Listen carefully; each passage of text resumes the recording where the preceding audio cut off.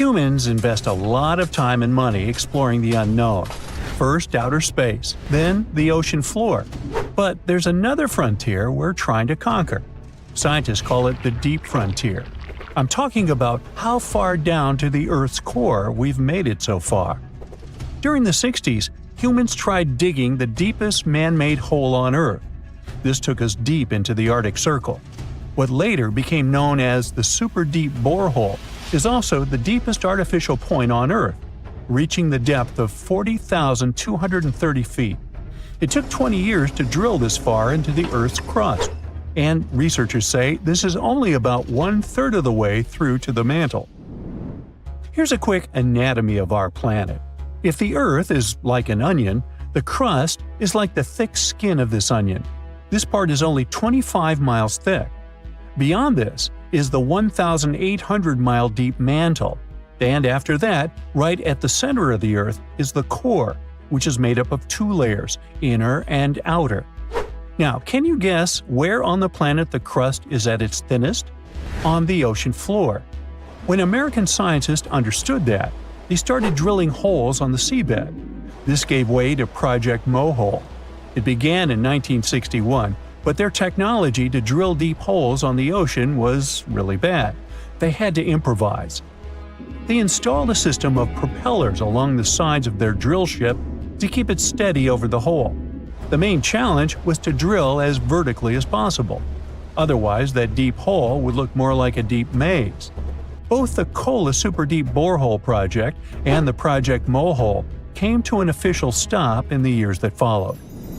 But hey, humans have built some pretty deep stuff underground.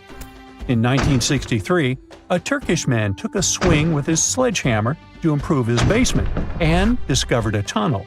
That tunnel entrance led to more openings that connected a multitude of halls and chambers. He didn't know it, but he had discovered Derinkuyu.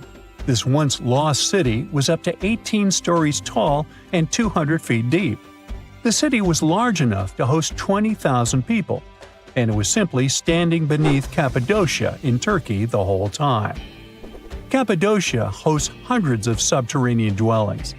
40 of these underground cities are at least 2 stories high, but none of them are as huge as Derinkuyu. There's not a lot of historical accounts of how Derinkuyu was born. Some speculate that the oldest part of the complex was dug about 2000 BCE by the Hittites. The Hittites were an Indo-European civilization who formed one of the first major civilizations of the Bronze Age in West Asia. Scholars think they built this underground city to protect themselves from invasion. Others think it was actually the Christians who built the city in the 1st century CE. They speculate that it could have been constructed to protect people from the intense temperature variations, extreme heat in summer and freezing cold in winter. Geographically, the terrain under Cappadocia is great for building. The rocks are soft, which makes tunneling easier. For that same reason, opening large caves underground is fragile. That's why most chambers have pillars that support them. On the bright side, and we are, none of the floors at Derinkuyu have ever collapsed. The builders of Derinkuyu thought of everything. The city was shut off from the world by huge rocks that hid its entrance. It was ventilated by a total of more than 15,000 shafts, around 10 centimeters wide. This way, they guaranteed enough breathing air in the upper levels in a way that they ended up being used as the living and sleeping quarters. The lower levels of this impressive maze were mainly used for storage. But honestly, they had it all. A room for a wine press, for domestic animals, small religious buildings. They certainly didn't spare any efforts to make that underground city as complete as an above-ground one. Now, speaking of impressive underground stuff, Switzerland has the longest tunnel in the world, built here on the Swiss Alps. This absurdly huge tunnel was built over 8,000 feet below the surface. Check this out. This is what the Gotthard-based tunnel looks like. The first idea to build the tunnel was put forward as early as 1947, but construction only officially began in 1999. It took them years to approve the project and then scout for the perfect location. Even so, The 73 different rock types that compose Massif turned the construction into a real challenge. Some of the rocks were as hard as granite, and others were as soft as sandstone. This meant they needed different approaches and equipment so the whole thing wouldn't crumble down. Overall, they had to excavate about 28 million metric tons of rock to make way for the tunnel. There were many other challenges to build that far into the earth. The deeper into the mountain they got, the hotter the temperatures were. Since there's no natural ventilation, temperatures would get as high as 115 degrees Fahrenheit, making it really hard for workers to endure. The tunnel stretches for 35 miles from one end to the other. During the construction, workers had to use 4 massive tunnel boring machines, aka moles, to penetrate through the massif. Each of these moles was around 1,400 feet long. But that was one of the best things they could do, since these machines limit the disturbance to the surrounding ground and help to produce a smooth tunnel wall. You'd never guess that the world's deepest basement belongs to the Sydney Opera House in Australia. The building goes as deep underground as it grows above ground. But this basement isn't just the Opera House's foundation, it's a parking lot. This unique parking garage penetrates 120 feet underground, or 12 stories deep, while most car parks are only 4 or 5 stories deep. But that's not all that makes it unique. You see, if they decided to build a normal rectangular parking space, this would end up eliminating a bunch of possible parking spaces. And since they wanted to maximize the space they had available, they had to come up with some superb structure. First, they opened up a man-made cavern to make that dream possible.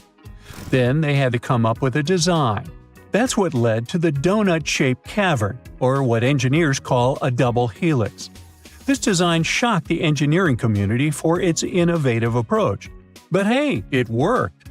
Today, there is space for over 1,000 cars down there, which seems about right for an opera house. Let's wow once again real quick. Some underground structures may take up to an hour to reach. Take this gold mine in South Africa that lies around 2.5 miles below the surface. Yeah, you may think, hey, it's just a couple of miles, why does it take an hour to get there? But the conditions are hard and it's not for the weak. But Milan Ladina, an Ecuadorian runner, even completed a half marathon there, despite temperatures reaching 104 degrees Fahrenheit, high humidity at 80%, and an atmospheric pressure of 1.4, comparable to what divers experience 5 meters under the sea. Yikes! There's this interesting ancient site near St. Louis, Missouri, that a lot of people don't know about. It's called Cahokia, and it used to be a huge city with up to 20,000 people living there back in the 11th century. It's full of these massive earthen mounds that were built by hand, and the biggest one is still there today, at the Cahokia Mound State Historic Site. Even though we don't know everything about this civilization, researchers have been able to piece together some information from the remains they've found. For starters, they found some pretty old teeth at this site. After studying their appearance and structure, scientists suggest that a lot of different indigenous groups lived there. About 1/3 of them came from other areas in the middle of the continent, which they figured out by studying the different levels of various substances in the teeth. And get this, the way the mounds are arranged shows that this was actually a planned-out city, not just a bunch of villages grouped together. The rulers lived on top of the mounds, while everyone else lived in other structures. It's amazing to think that they were doing things like farming, hunting, logging, pottery, and weaving, all within this one giant city. Right in the middle of Cahokia, there was this giant mound that was about 100 feet tall, and around it, there was this huge wooden fence. Inside the fence was the city center, which had a big open space called a plaza. Archaeologists think that the plaza was designed to represent the 4 cardinal directions of the world: It was like the people who built it wanted to create a place that was in harmony with the universe. The center of the city was where they held ceremonies and events, and it was such a big deal that people from outside Cahokia would come to be a part of them too. What became of this city? Hard to tell. Some people think that the reason it fell apart is that they cut down too many trees and the land got all messed up. Other scientists believe that's not true, because the soil was still in pretty good shape after the city was gone. The Europeans were not even around at that time, so they couldn't have influenced the downfall of Cahokia either. There's also one theory that suggests there were fights with other communities that caused the city to collapse. These days, there are over 65 preserved mounds, and you can even climb the steps of the tallest one. The best part is that local authorities are thinking of making it a national park, so you should totally plan to visit before it gets too crowded. Mohenjo-Daro is another lost ancient city that's still surrounded by mystery. Located in modern-day Pakistan, it was a city that flourished during the Bronze Age, and it was extremely advanced for its time. It had things like water systems and fancy architecture that other cities didn't have back then. Despite these features, it's not as well known as other ancient cities, like those in Egypt or Mesopotamia. What's even weirder is that at some point, the city was abandoned, and no one knows why. Archaeologists found the city in 1911, but it took a while for them to realize how important it was. Eventually, they uncovered a lot of really interesting things about the city, like its advanced sanitation system. Excavations uncovered over 700 wells, as well as private baths and a large communal bath. Remarkably, even private homes had toilets, and waste was efficiently disposed of through a citywide sewage system. They also had a lot of trade connections and made some really beautiful objects, like pottery, jewelry, and figurines that were sold all over the region. Despite its amazing culture and knowledge, scientists have yet to figure out why the city was abandoned. Some people think changes in the nearby river might have had something to do with it. The writings that the people of Mohenjo-Daro left behind are still a complex code, even for the most skilled specialists, making it even harder to piece together their history. Have you heard of the lost city of Kolmanskop? It used to be a small settlement in the Namib Desert. Legend has it that it got its name from a man named Coleman who got stuck in the local dunes and was never seen again. But that's not the interesting part. In 1908, a railway worker found a shiny stone and showed it to the chief railway foreman, who turned out to be a hobby mineralogist. They discovered it was a diamond, and soon, Kolmanskop became the richest town in Africa and one of the richest places in the world. It had luxurious stone houses, a school, a hospital, and even an ice factory to produce ice for fridges. The hospital had the first X-ray machine in southern Africa, which was supposedly used to check if workers were illegally swallowing diamonds. Its popularity began to decline in the late 1920s when another diamond-rich location was discovered nearby. Most of the inhabitants soon began to flee the city in search of a better life, leaving the buildings abandoned. In 1938, all machinery was taken south and the town was left to the desert. The last inhabitant left Kolmanskop between 1956 and 1960. The hot climate and low humidity have preserved the structures over time, and tourists can now visit this desert ghost town. You've surely heard about this next ancient city, Machu Picchu. It's this incredible ancient location in Peru. It stretches across a huge piece of land in the Andes Mountains and sits high above sea level. It's even considered one of the wonders of the modern world. But here's the thing. Scientists aren't exactly sure what it was used for. It could have supported up to 750 people, but there aren't a lot of human clues left behind. Some people think it was more of a spiritual or ceremonial place, while others believe it may have been like a fancy spa retreat for the nobles. The extensive terraces might mean it was used for crop testing or as a trading hub.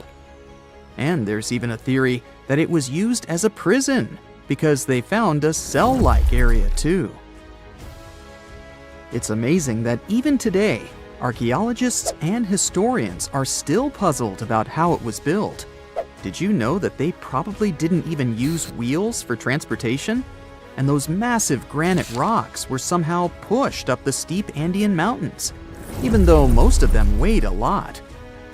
Some historians think that hundreds of people worked together to push each rock up the peak. The huge stones at Machu Picchu are also so close together that you can't see any cracks between them. It's pretty cool because it also makes the area safe during earthquakes, which is important since Peru is a shaky country. But how did the stones stay put during all those quakes? They actually move a little bit, but then they go back to their original spot, almost like they're dancing.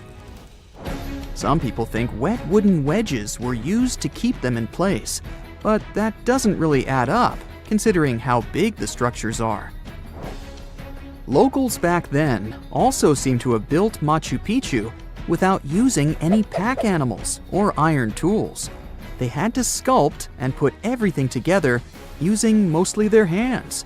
Plus, the citadel is built on a fault, so they had to move a bunch of stone and earth to make it flat. Scientists also think that the real construction is actually underground because of the deep foundations and drainage system. In fact, there's a hidden water system that was just recently discovered using 3D scanning. They didn't even use mortar to put the granite blocks together. They were so precise that you can't even fit a sheet of paper between them. One theory suggests that people that lived there used stone tools made of a harder material than the stone they were cutting. Let's do a thought experiment together, shall we? Now imagine you're climbing the Himalayas.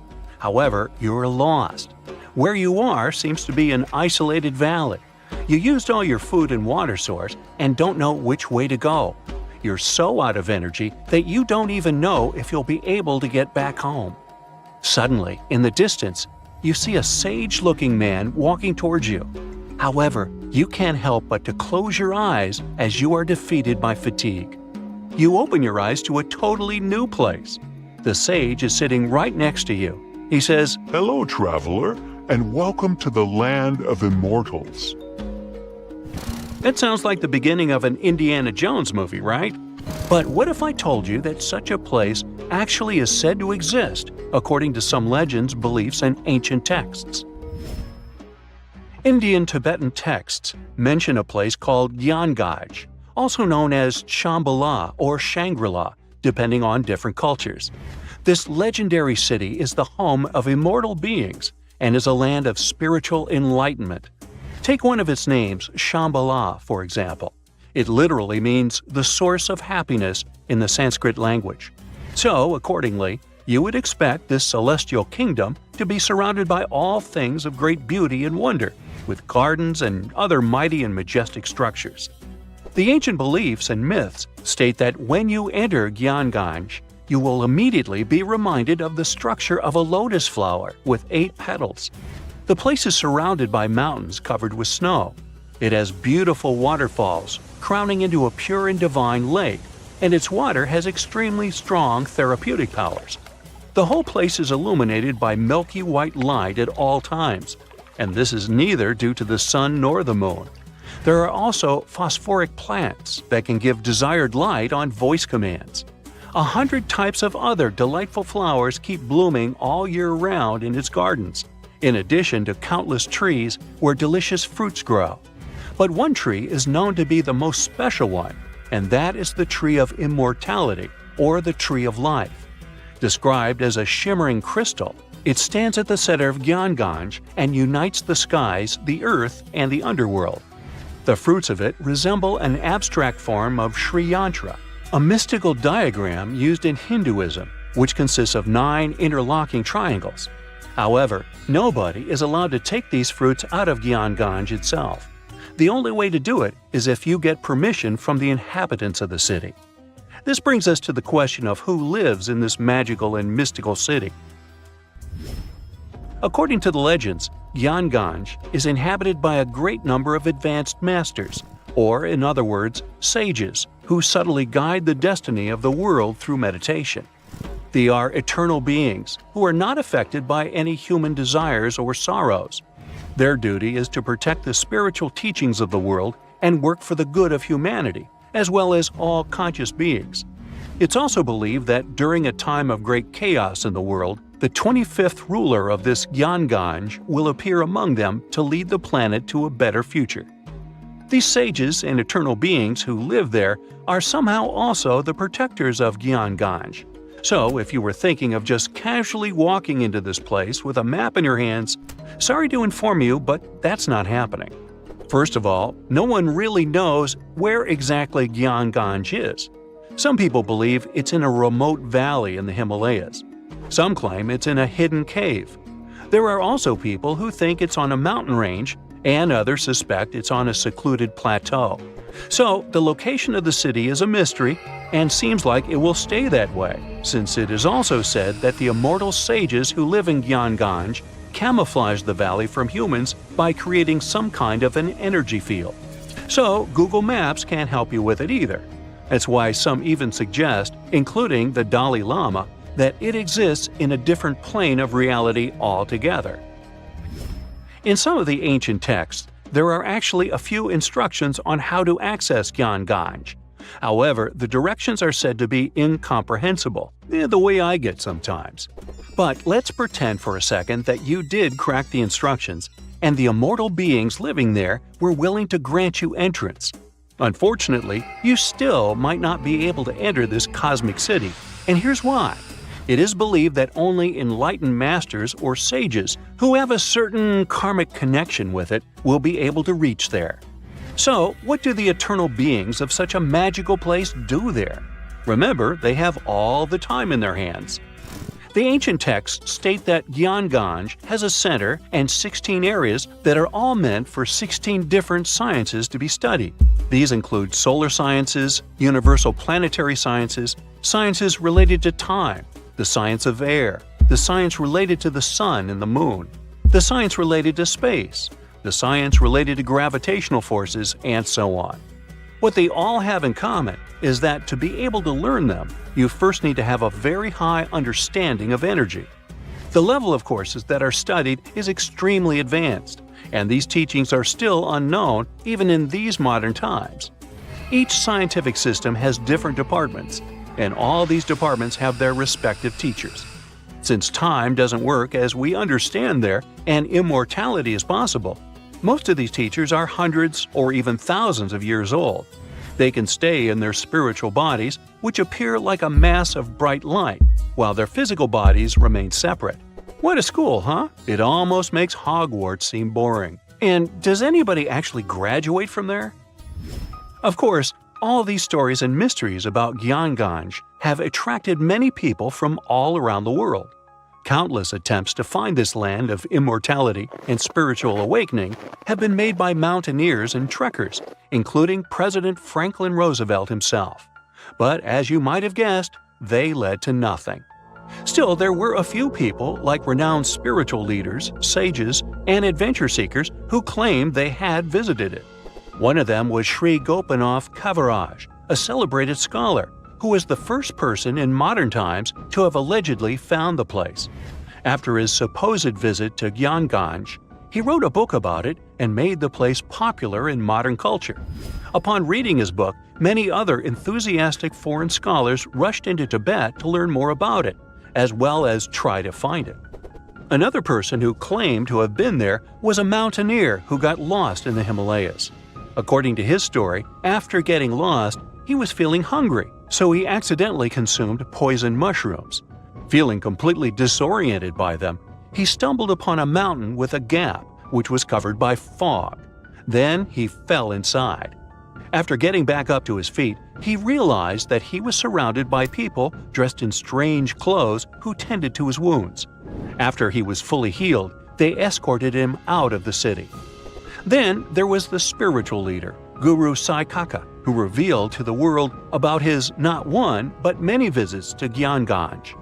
As per his narration, he claimed to go there, seeking spiritual and immortal teachings. He stated that a sage escorted him into the city every time he visited the place.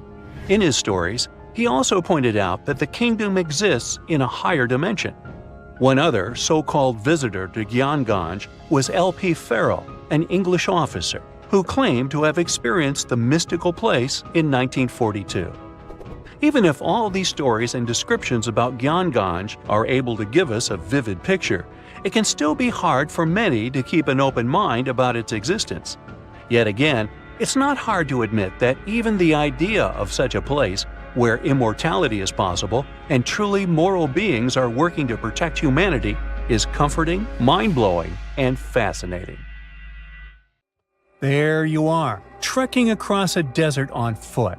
It's hot, you're terribly thirsty, and now you gotta walk around this stupid wall. Wait, a wall in the middle of a sandy, lifeless nowhere?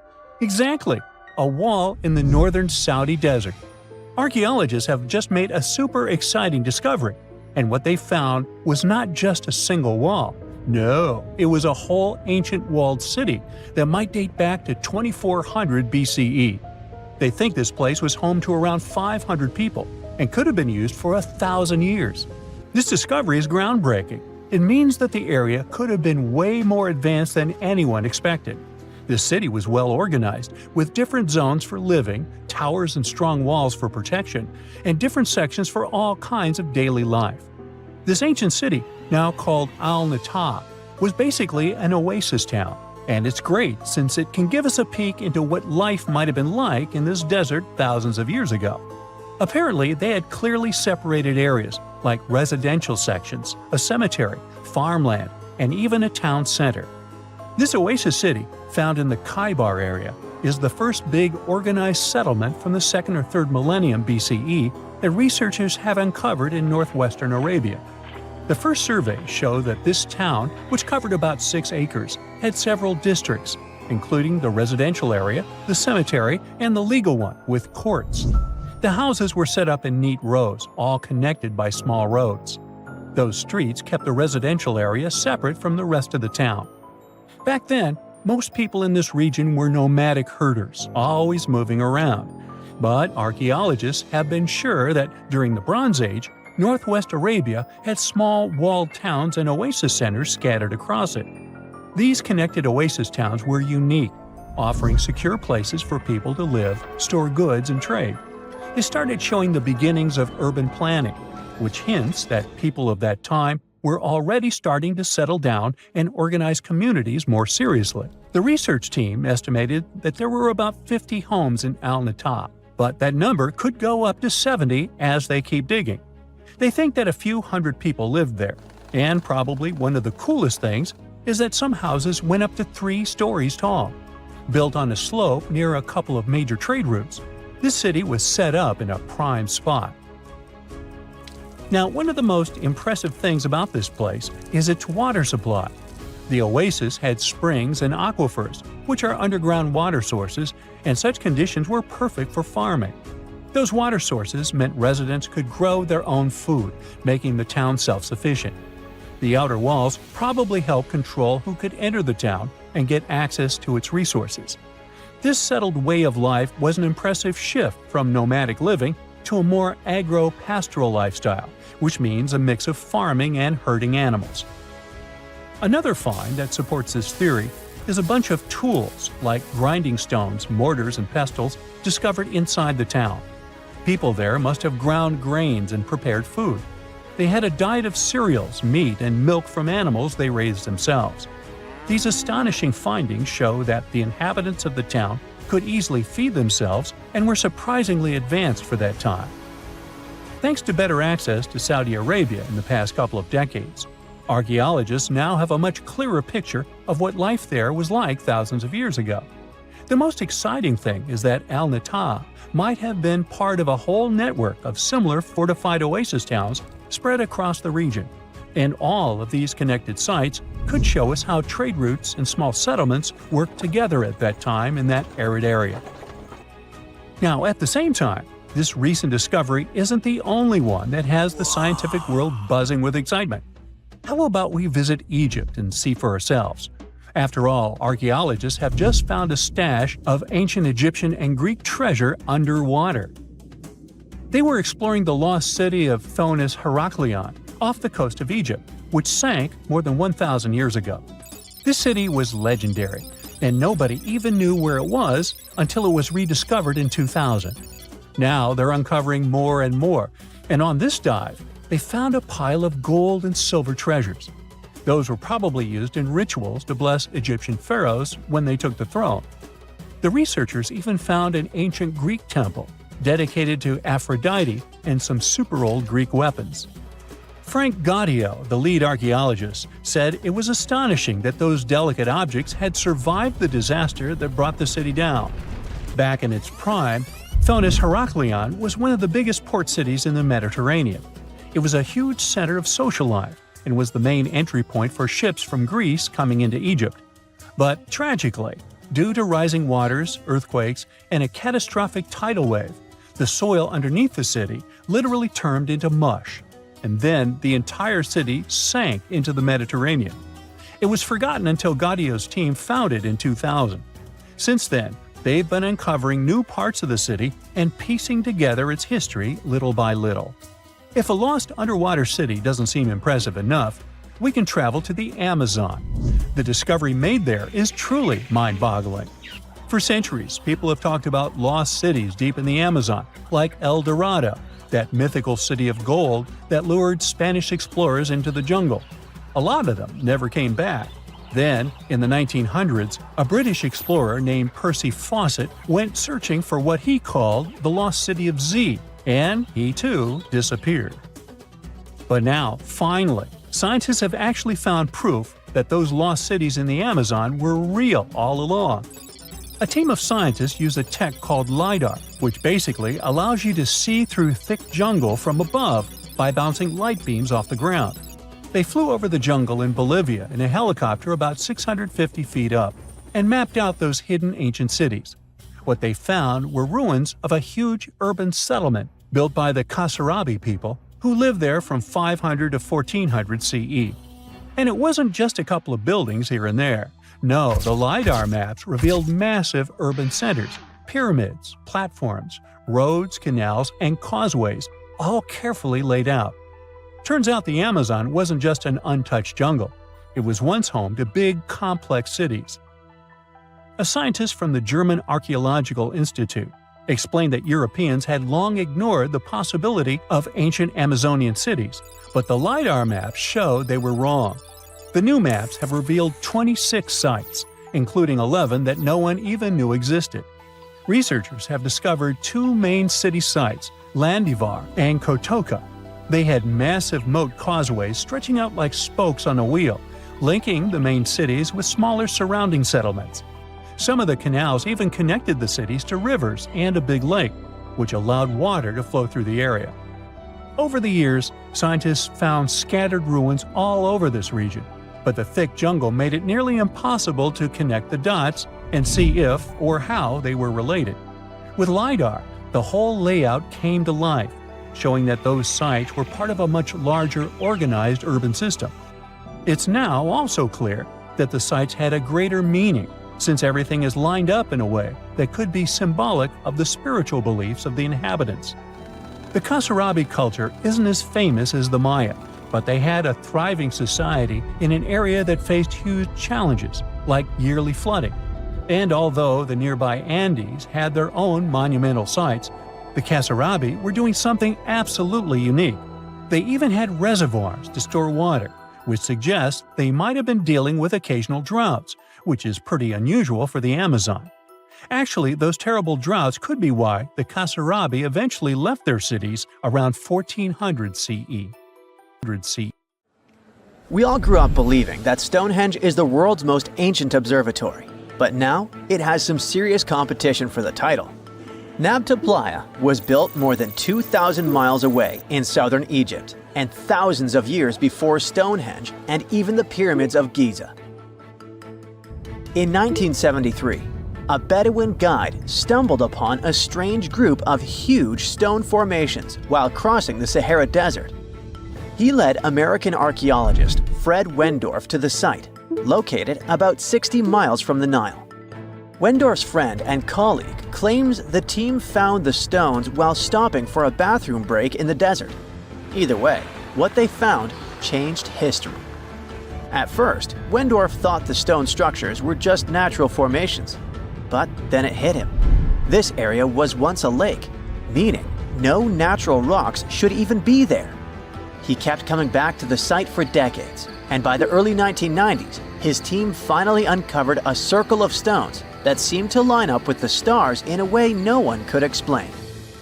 After 7 long years of trying to crack the mystery of the site, Wendorf reached out to an expert in archaeoastronomy. They study how ancient people used the stars.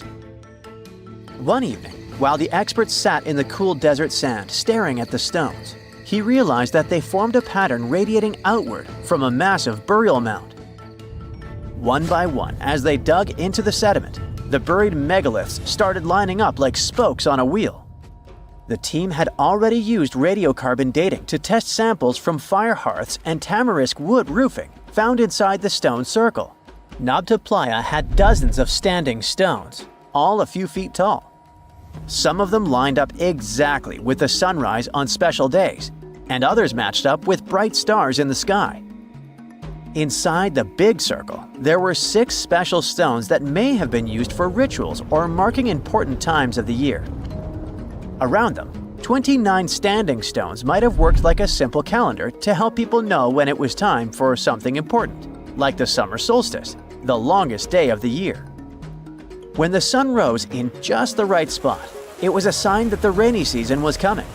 The stone circle once aligned with the brightest stars in the northern sky: Arcturus, Sirius, and Alpha Centauri. Some stones even pointed to the constellation Orion. By tracing Arcturus's movement across the sky, they figured out that it matched perfectly with the circle around 4800 BCE. That means it was the oldest astronomical site ever discovered. And the people of Nabta Playa may have been watching the stars thousands of years before telescopes were even invented. It looks like it had a huge meaning for people living and traveling through the desert. Over 10,000 years ago, the long, cold, and dry ice age that lasted for tens of thousands of years was finally fading away. Northern Africa got massive monsoons and rains that filled up seasonal lakes. So, parts of the desert turned into short-lived oases. For the nomadic people who roamed this harsh land, these summer rains were everything. Their entire way of life revolved around cattle. When archaeologists opened the central tomb at Nabta Playa, they dug up cattle bones and even a massive rock carved into the shape of a cow. The people who built it used the stars to guide them and find hidden watering holes like Nabta Playa, which likely held water for about 4 months a year, starting with the summer monsoons. But there was no North Star back then, so instead they navigated using bright stars and the way the sky seemed to spin in circles above them.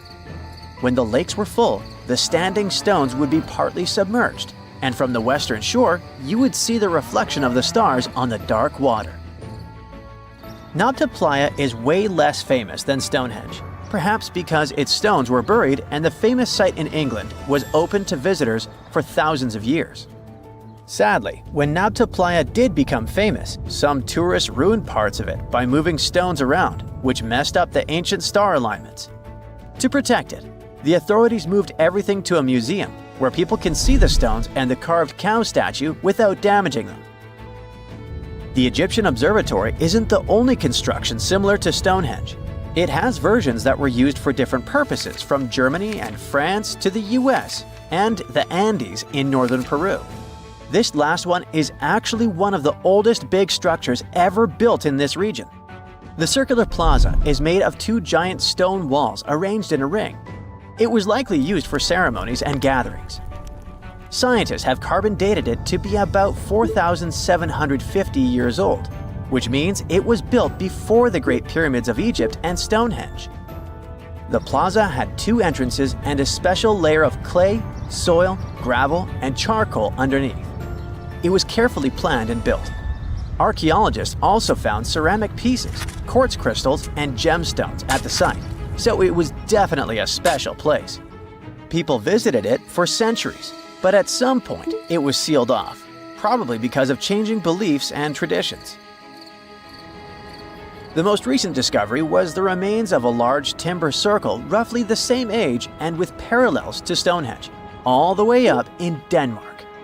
This open-air structure was likely part of a special area where prehistoric people from the late Neolithic and early Bronze Age gathered for rituals and ceremonies. The circle was made up of 45 giant wooden posts, forming a huge ring about 100 feet wide.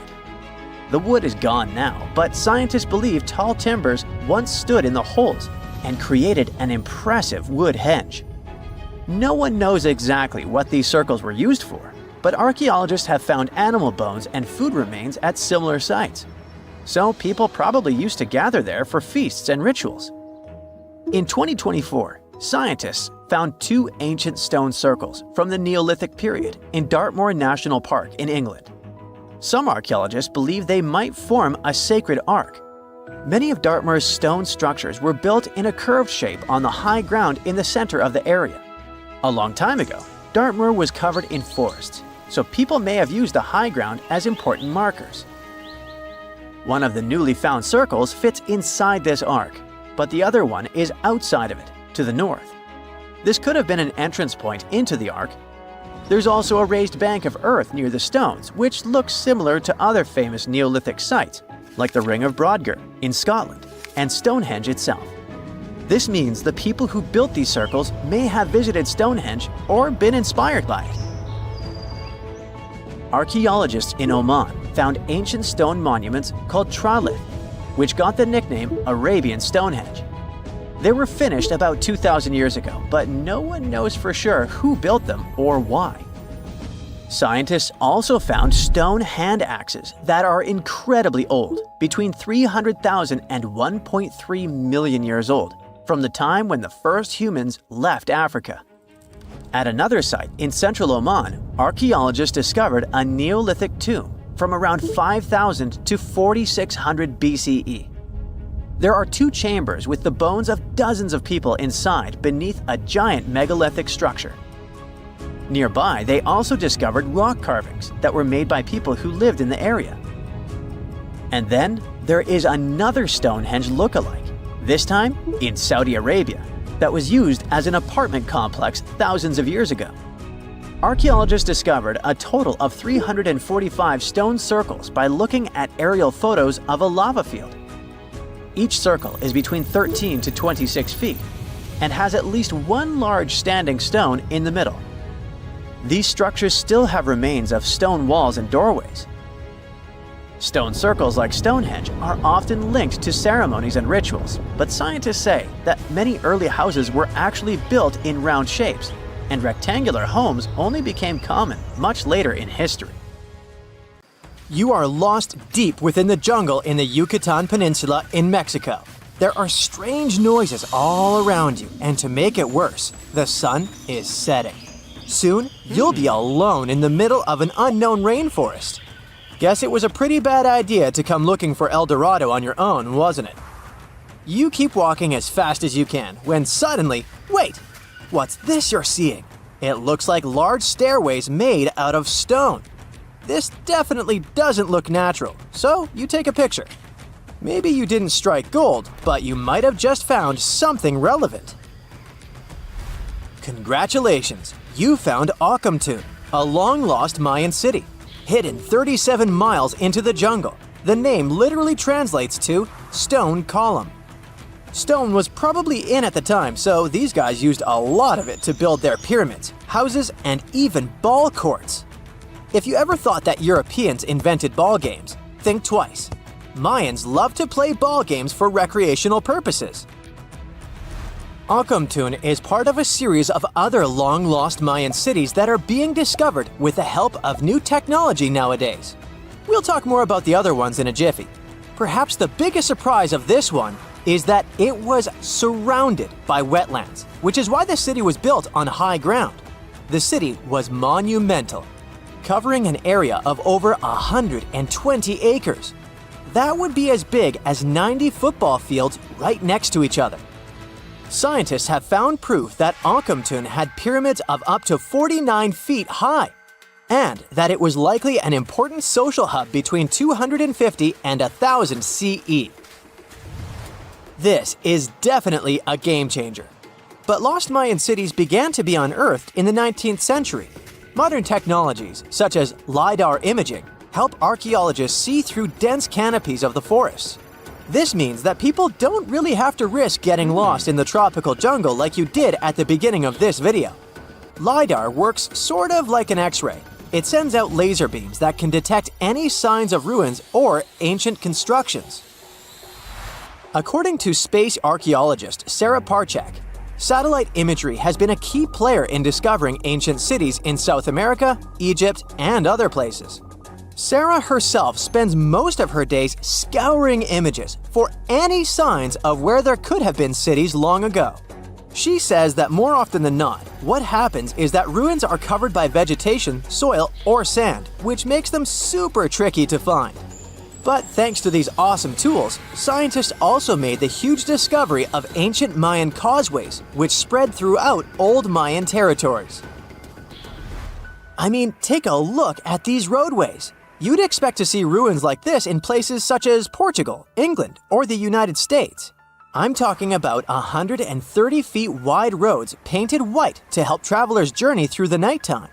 Scientists recently unearthed a 110-mile network of roads such as these, and they think this dates back to before the first registered Mayan highways we've known so far. These roadways, which sometimes ran over the swampy ground and were even elevated at times, are being called the world's first superhighways. Even if there is no registry of animal-powered vehicles, it's believed that the Maya used them to travel around a network of possible 964 settlements. They were built like a huge spiderweb, and from what archaeologists have gathered, this huge system of roads worked to connect a big system of economic and social interactions between Mayan cities.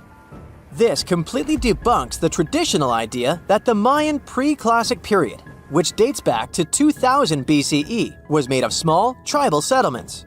Imagine the manpower and engineering ability you need to muster to build something close to these white highways. Scientists believe that these causeways were built pretty much the same way as the Mayans built their pyramids, with a mixture of mud and quarry stone. Oh, and using several layers of limestone to make them white. That's pretty cool, right? But let's take a few steps back for a moment to get some context. The Mayans were one of the biggest pre-Columbian civilizations living in the Americas. Until now, experts believe that at its apex, the Mayan civilization consisted of over 40 cities with a population of millions of people. That's a lot of folks. Their civilization spanned Mexico's Yucatan Peninsula, Guatemala, and Belize. And they survived mainly on agriculture. The thing is, the Yucatan Peninsula was an extremely difficult place to grow crops. So the Mayans had to develop a complex irrigation system in most of their cities. They built a series of ceremonial buildings, pyramids, and plazas. The Mayans might have been keen pyramid builders, but they also developed an advanced astronomical system. With whatever ancient technology they had, they were able to predict the exact location of planets such as Venus and Mars, as well as the exact dates of eclipses. If you've ever seen examples of ancient Mayan cities, this is Tikal. Located at the heart of the Guatemalan jungle, Tikal is believed to have been the capital of the ancient Mayan conquest state. At its height, it was comparable in importance to cities such as London or New York in today's world. It's composed of a series of complex monuments. The North Acropolis is one of Tikal's most ancient complexes of monuments. Built solely by human hands around 350 BCE, it served as the resting place of kings and chiefs. Its monuments are up to 200 feet high. Back in the day, the step pyramid temples were painted a beautiful red. Mayans loved that color. Today, of course, you'll only see the limestone. Then there's Chichen Itza. It's got one of the best preserved pyramids on Earth to date. Located in Mexico's Yucatan state, this Mayan city is well over 1,500 years old. At its peak, it was home to 35,000 people. The site covers 4 square miles of land. The highlight is El Castillo, a tremendous step-like temple standing 80 feet above ground. Its most peculiar feature is that it has 91 steps up each of its 4 sides, including the upper platform, which makes for 365 steps, the same number of days as the solar year. You can see that these folks were a pretty big deal, huh? That's why nobody can really understand what happened to them. There's a big lack of evidence on the decline of this almighty empire. What could have been the cause of their demise? Was it a drought? New research in 2017 did bring some new discoveries into the mix. Using data from a site at Xibalba, located at southwest of Tikal, scientists analyzed radiocarbon data from ceramics and archaeological excavations to extract new information about the unexpected demise of this great civilization. The information shows that instead of a sudden collapse, the Mayans most likely fell in waves of social instability and political crises.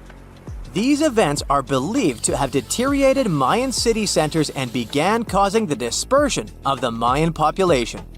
It's hard to pinpoint the exact causes, though. But hey, recent discoveries are shedding a big light on humanity's past. Not only about the Mayan Empire, but about other long-lost civilizations of South America.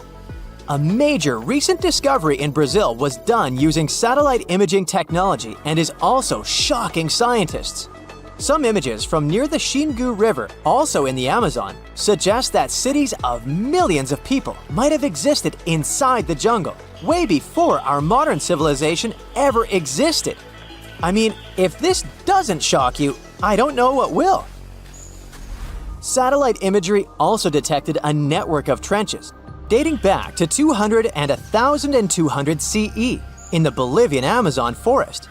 These proofs suggest settlements that could have supported around 60,000 people right in the middle of the Amazon forest. When researchers from the University of Florida went on ground to check the satellite information, they were shocked to find several mounds that were accompanied by ditches and geoglyphs. Archaeologists also found remnants of carefully designed walls centered around plazas, much like the type of construction done by the ancient Mayans. So, imagine you're 15 and you get bored of playing video games. Instead, to pass the time, you decide to give some attention to an old hobby of yours, tracking down lost Mayan cities. You've heard that some ancient civilizations are said to have built entire cities based on constellations, so you decide to check out whether that was true for the Mayans. You find a book containing all the constellations the Mayan civilization believed to exist. You open good old Google Maps and map every ancient Mayan city discovered to date. You start seeing that this information actually matches. And truly, the biggest ancient Mayan cities correspond to the brightest and biggest stars of the Mayan constellations. Okay, this is getting interesting. You manage to map out over 100 ancient cities when you suddenly notice something strange. There's an area in the Yucatan Peninsula in Mexico where archaeologists have unearthed 2 Mayan cities. But on the constellation map, there are 3 stars. Could this mean there is a long-lost city waiting to be discovered nearby? You might think this sounds too daydreaming, but the story is actually true. The previous account happened to a Canadian teenager named William Gaddery. The boy is known as a science genius and had even won an award for the constellation theory we presented just now. When he noticed that a 3rd city was missing from the 23rd constellation he was examining, he began to scour the internet for satellite pictures that could help him solve this mystery. He looked into images from NASA, JAXA, a Japan-based satellite company, and Google Earth. These images were still insufficient to answer his questions, so he reached out to a friend inside the Canadian Space Agency. His friend provided him with state-of-the-art satellite imagery that gave him the answer he was looking for. According to the images, there is a large square area right on the border of Mexico and Belize, which looks like the remains of a city. William took the images to a remote sensing expert known as Dr. Armand Larocque from the University of New Brunswick. They studied the images thoroughly and concluded that the area could be housing 30 buildings and even a large pyramid. The scientific and archaeological community went crazy with the 15-year-old's discovery. Could this really be true? Some background. Lost Mayan cities began to be unearthed in the mid-20th century. Since then, ruins from cities such as Tikal, Palenque, and Uxmal have been rediscovered. The Mayans were one of the biggest pre-Columbian civilizations living in the Americas. They began to settle in the area as early as 1500 BCE. Experts believe that, at its height, the Mayan civilization consisted of over 40 cities, with a population of millions of people. That's a crowd. And their cities were pretty interesting. Their civilization spanned over Mexico's Yucatan Peninsula, Guatemala, and Belize. They survived mainly on agriculture, so they developed a complex irrigation system in most of their cities. They built a series of ceremonial buildings, pyramids, plazas, and even courts for ball games. The Mayans were keen pyramid builders, but they also developed an advanced astronomical system. With whatever ancient technology they had, they were able to predict the exact location of planets, such as Venus and Mars, and they were able to predict the exact dates of eclipses. That's why the methodology William used to discover this long-lost Mayan city was unusual, but not completely surreal. The Mayans were keen astronomers, so it wouldn't be too strange that they built their major architectural feats in relation to the sky, would it? And they wouldn't be the first ones to be doing so. There is a famous fringe of Egyptology dedicated to studying how the Giza pyramids were built in perfect alignment with the Orion constellation, meaning that each pyramid was purposely built to align with one of the major stars of Orion's belt. According to William, he first had the idea to look at the Mayan constellations because he couldn't understand why the Mayans built their cities where they built them. Most major cities, such as Chichen Itza and Uxmal, aren't near any rivers or significant bodies of water. Instead, they're built on marginal lands and on top of mountains, which confused the 15-year-old. His next thought was that it might have something to do with astronomy. William named the new city he discovered Mouth of Fire, which is also my nickname, and he even won a merit award for his hard work. However, his theory was very much contested inside the archaeological community, and many Mayan experts worked to debunk William's findings. Some archaeologists say that constellation theories are too unscientific. Anthony Aveni, a renowned anthropologist and astronomer, referred to William's methodology as an act of creative imagination. He explained that there is no way to be sure what the Mayan constellations really were. It's all just hypothetical. Another debunking of William's findings came from Mayanist David Stewart, who said that the object identified on the satellite imagery is nothing but an old cornfield. His claim was supported by an expedition that took place near the area in 2021, when the archaeologists present reported there was nothing at all in this area. Still, a 15-year-old boy almost found a long-lost Mayan city, which is pretty exciting if you ask me. Similar techniques as those used by William are actually being used to unearth lost civilizations all over the world. According to space archaeologist Sarah Parquet, satellite imagery has been a key player in discovering ancient cities in Egypt and other places. Sarah herself spends most of her days scouring images for any sign of where there could have been cities long ago. What happens, she says, is that any time you have something buried, it's going to be covered either by vegetation, soil or sand, or some other modern construction on top of it. In order to assess whether there is something hidden under large canopies of vegetation or not, she uses infrared technology, for instance. A major recent discovery in Brazil was done in a similar way. Satellite imagery detected a network of trenches dating back to 200 to 1200 CE. These suggest settlements that could have supported around 60,000 people.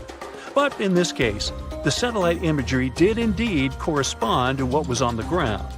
Researchers from the University of Florida found several mounds that were accompanied by ditches and geoglyphs. Archaeologists also found remnants of carefully designed walls, centered around plazas, much like the type of construction done by the ancient Mayans.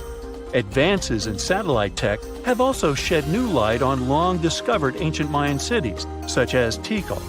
Located in the heart of the Guatemalan jungle, Tikal is believed to have been the capital of the ancient Mayan Empire. At its height, it was comparable in importance to cities such as London or New York in today's world.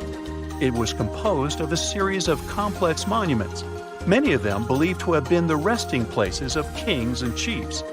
Tikal is already known to have been big, but recent discoveries show it could have been even 3 times larger than what scientists originally believed.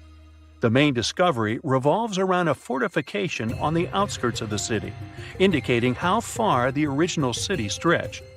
And new discoveries still take place. In 2017, researchers also unearthed new clues regarding the potential causes of the decline of the Mayan civilization. Using data from a site in Cebu, located 62 miles southwest of Tikal, scientists analyzed radiocarbon data from ceramics and archaeological excavations to extract new information about the sudden demise of this great civilization. The information shows that, instead of a sudden collapse, the Mayans most likely collapsed in waves of social instability and political crises. These events are believed to have deteriorated Mayan city centers and began causing the dispersion of the Mayan population. Well, it seems like it's a prime time to uncover ancient ruins. What do you say? Will you give it a try as well? Researchers have found almost 1,000 previously hidden Maya settlements in the tropical lowlands of what is now northern Guatemala.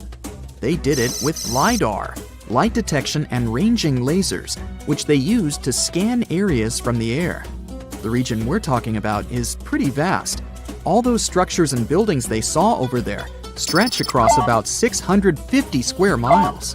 And these spots were supposedly occupied thousands of years ago. It seems all these structures were pretty densely packed, so people lived close to each other.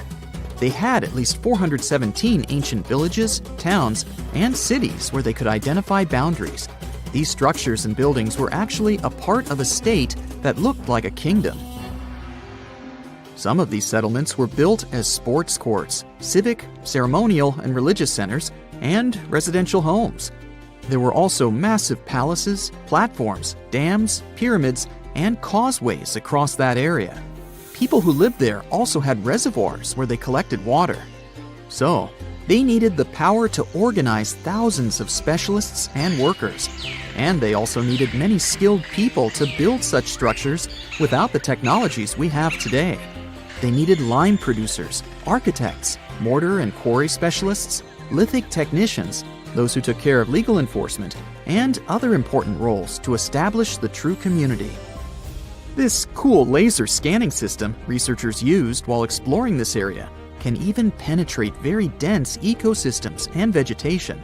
The light bounces off different surfaces and then creates a digitally reconstructed map. This map is based on how much time it takes for the pulses to get back to a receiver. So, with this laser system, they discovered they were also lowlands for agriculture. So why exactly did the Mayas settle in this region? It was a specific area. Plus, it was hard to build such an amazing kingdom in a tropical rainforest climate. Back in the old times, ancient peoples had mostly inhabited areas in drier climates. Over there, they would build water resources, which were some sort of the basis of society and a source of life. An example of this is Teotihuacan of Highland Mexico, although they did have a couple of navigable rivers they could use for transport and trade. But these rainforest areas had their advantages too. The Maya used natural resources like limestone, which was their primary building material, salt, and the volcanic rock obsidian, which they used for different tools. Also, they managed to find enough dry land to live and build homes there. The lowlands were seasonal swamps called bajos, and they were perfect for agriculture because of the fertile soil. Generally, the Maya built settlements that could endure rainy periods too. They were ready for different circumstances, including flood and drought, which is something you could see in how they built houses. Their architecture was also one piece of evidence that showed their community was like a centralized kingdom-like state, which shows they stuck together through tough times. The Mayan Empire was very powerful, and it reached its peak about the 6th century CE. They were excellent at pottery, agriculture, writing, mathematics, and calendars. They were the ones who created complex calendar systems, such as the calendar round, which is based on 365 days. Although some believe the Mayan calendar predicted December 21st, 2012 would be the end of the world, it was just a coincidence with the end of a certain full cycle. They would call it the long count calendar, and it lasts 5,125 years. The Mayan people left behind an impressive amount of astonishing architecture and symbolic artwork. Most of their stone cities ended up abandoned by 900 CE. No one still knows why the Mayan civilization in that area collapsed, although there are some theories. Some think that by the 9th century, these people had exhausted the resources around them to the point that they could no longer feed and sustain such a big population. Others believe some city-states didn't get along that well, so they broke down the traditional system of power they used to have. Some say it was all because of a very long period of drought. It could be a combination of all these factors, though. But one Mayan city, located on an island, even survived until the 17th century. It was long after the rest of the Mayan civilizations had been destroyed or abandoned. If you're a traveler, you might know the town by its modern name, Flores. Scientists believe about 2,000 people lived there. The earliest Maya people were farmers. They cultivated crops like beans, squash, corn, and cassava. As they had many interesting ingredients, they created hundreds of cool recipes. Many of those are still present even today. For example, in modern Mexican cooking. And especially popular are papayas, cacao, avocados, squash, pineapples, chili peppers, beans, and so on. Even though the Maya mostly practiced a kind of primitive type of slash-and-burn agriculture, there is also evidence of them using some more advanced farming methods, like terracing and irrigation. And they were big chocolate lovers. More than 3,500 years ago, the Olmecs of Mesoamerica probably turned out to be the first to realize that it takes some work for us to get such a cool thing as chocolate. But the Maya were the ones who turned it into a true form of art. Scientists found out about it when they found cacao in Mayan pottery. Their chocolate would be mixed with honey, water, cornmeal, and chili peppers. That's how you get a spicy, savory, hot chocolate beverage you can try even today in Mexico and Central America. Also, they used written language in their books. Their paper was made from fig tree bark, and using strips of that paper, they created a large library of books. Books made of this material are called codices, and 4 of these can still be found today. Sadly, many books were lost over time because of the humid climate or some human factors. The classic Maya built a bunch of palaces and temples that had a stepped pyramid shape. They decorated them with inscriptions and reliefs, which have earned them the reputation of being incredible artists of Mesoamerica. For the Mayans, flat foreheads were the most desirable thing on someone's face. They were generally really into aesthetics, and having a flat forehead was one of the main things where you could meet their highest aesthetic standard. They also liked to glam up their looks with makeup and clothing. Also, the Mayans were master tattoo artists. Actually, they were one of the first civilizations that started doing such forms of body art. They had a rich culture and believed in many things, such as fairies. Many civilizations across the globe believed in these mythical creatures, which had different names everywhere. The Mayans called those creatures aluxes. They would make sculptures of aluxes from wood or clay, take them to the forest, and hide in some secret spots. The Maya believed these sculptures would come to life during the night and take the role of guardians of their land, animals, and crops. The Maya believed caves were entrances that led to the underworld. You can even visit some of these caves if you like. For example, you can explore the jungles of Quintana Roo and Yucatan near Cancun. There are many spots where researchers found artifacts the Mayans had left behind. They were one of the first cultures that learned how to use rubber latex and make, for example, rubber balls for the many interesting games they had. They used natural latex and then probably mixed it with some other natural substances. That's how they came up with the bouncy balls they played with. They also built cool steam baths. The Maya had structures made from stone that looked like something we know today as bathtubs. Plus, they were building heated stone structures we know as sweat houses. Researchers found these in El Salvador and Guatemala, and they were previously hidden under volcanic ash. It's the first day of your long-awaited trip to the Amazon forest. You flew all the way to South America. More specifically, you landed in the city of Manaus. It's the heart of the Brazilian Amazon. So far, you've traveled by air, car, and now water. You are on a tiny boat, moving through the dark waters of the Amazon River. Yes, the river is also called the Amazon.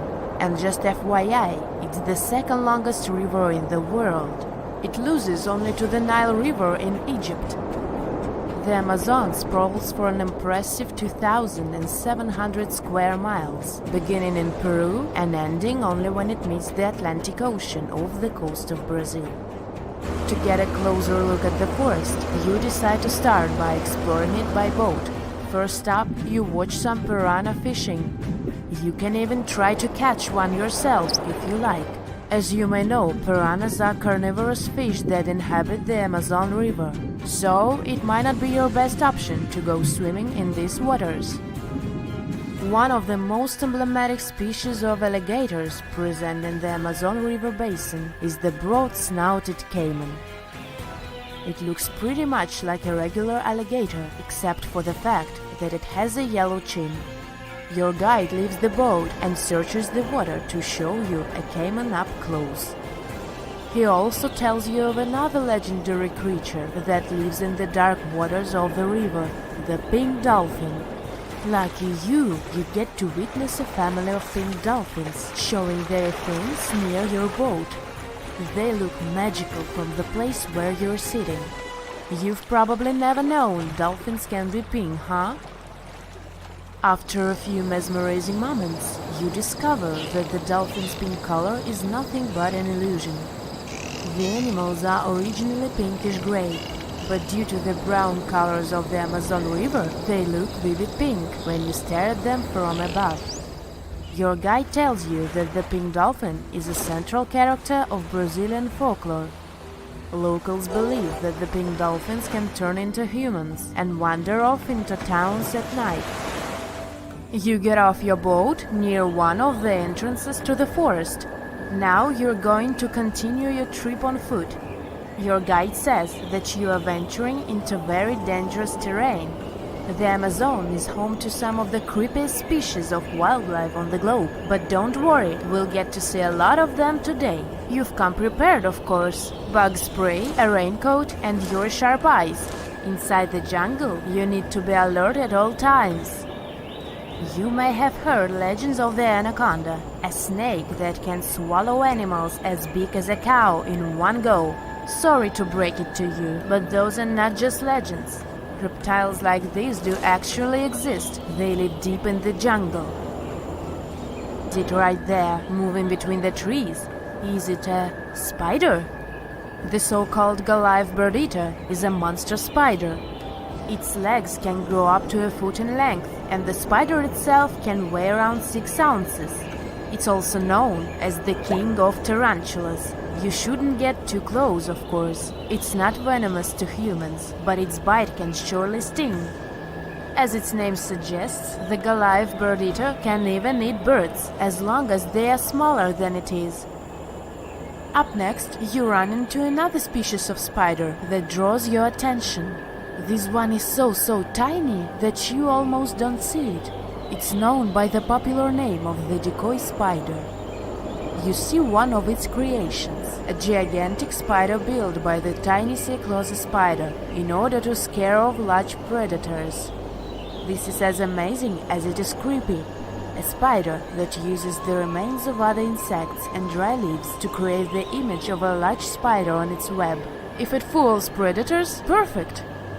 But to us humans, this work of art looks almost endearing. Who knew there were artists in the arachnid world? Near a small lake, you witness a unique scene. A large snake is slowly slithering its way toward a lizard that is resting on a rock. The lizard seems obvious to the presence of the dangerous reptile, but right as the snake is preparing to attack, the lizard flies the scene in its iconic way. The so-called basilisk lizard is famous for its ability to walk on water, or rather run across the water. This isn't an illusion, just a matter of balancing. The small lizard moves its legs on top of the water very fast, while its long tail serves as a counterweight. I wish I could do that. If you've ever wondered what a frog looks like on the inside, you've come to the right place. Right in front of your eyes, there is a rare local species of frog. It's known as the glass frog. This species of amphibian has a type of transparent skin that is completely see-through. In other words, you can see the frog's interior with astounding clarity. It's as if you had X-ray vision. Moving on with your journey, soon you come across a pond. Floating on its water is probably the biggest water lily you've ever seen in your life.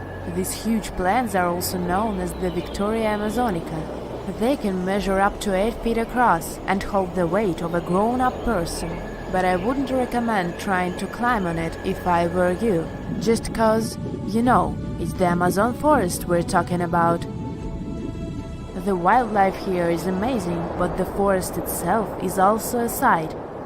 There are over 80,000 species of plants and trees grown in the Amazon rainforest. In fact, you can find 10% of all the world's wildlife in this jungle.